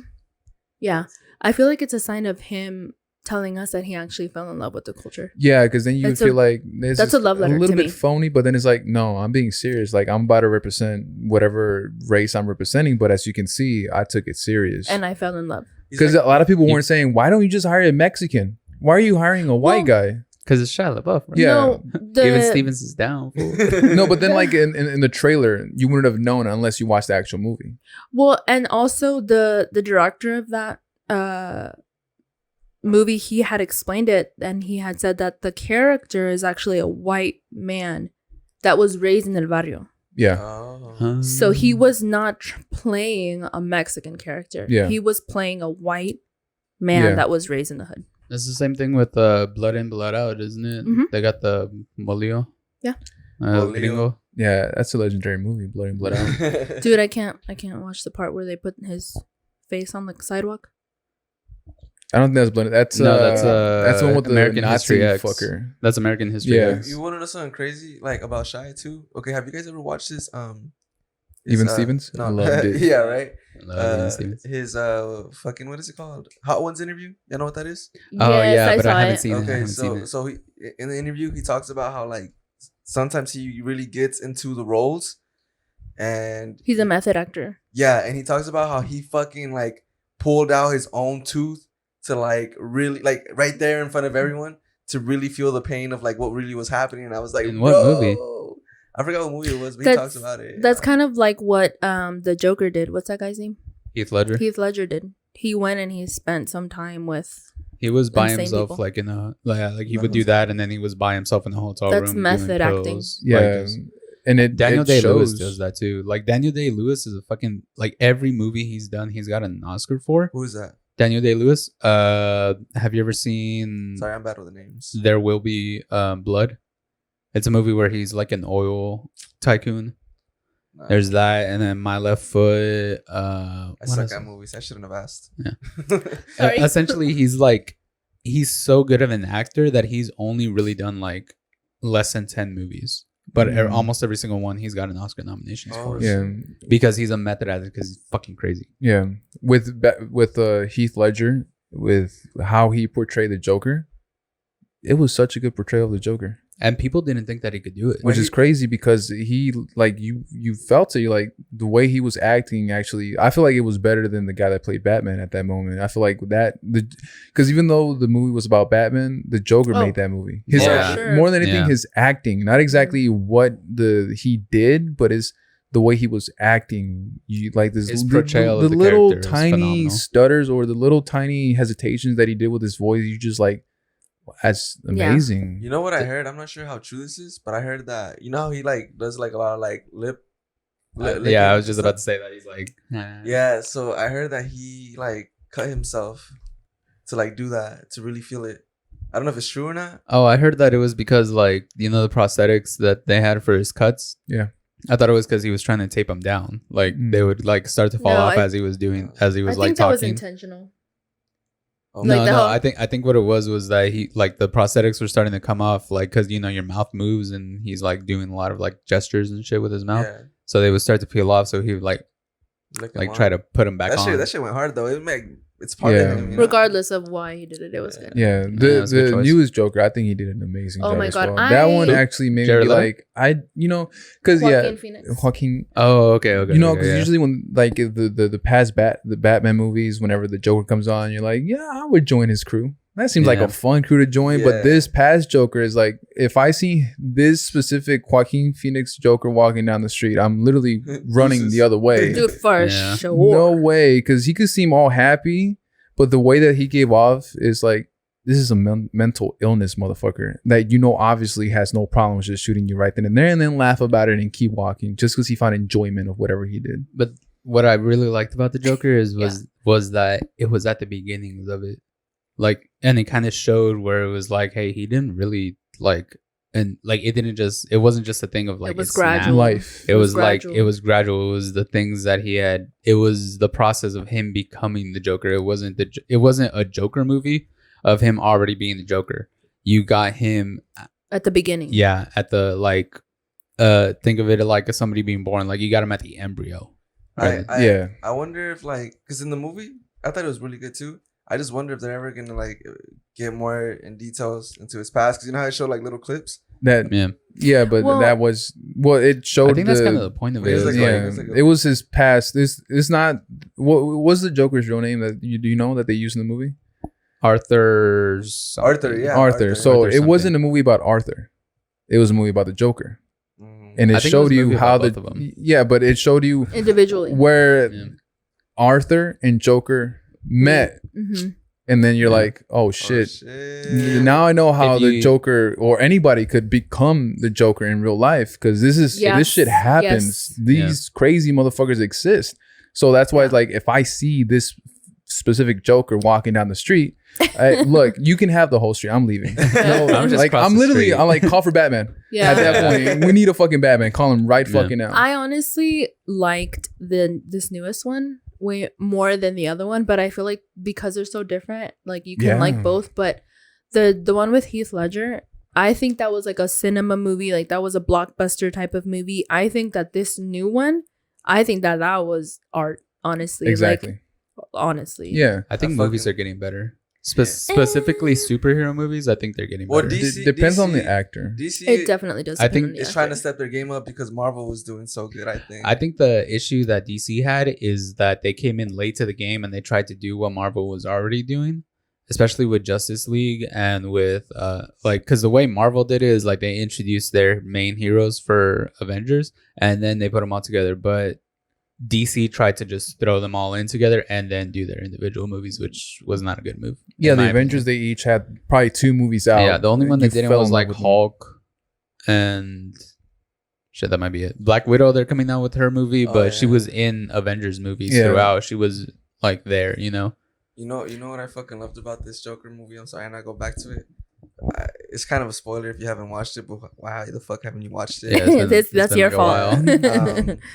Whenever he fucking kills the dude and the midget guy is at the door, bro. Wait, which one? Oh my He god! lets the midget go. Yeah. Oh, And yeah. he's like, what does he say? You were always nice to me. And then he kisses him on the forehead.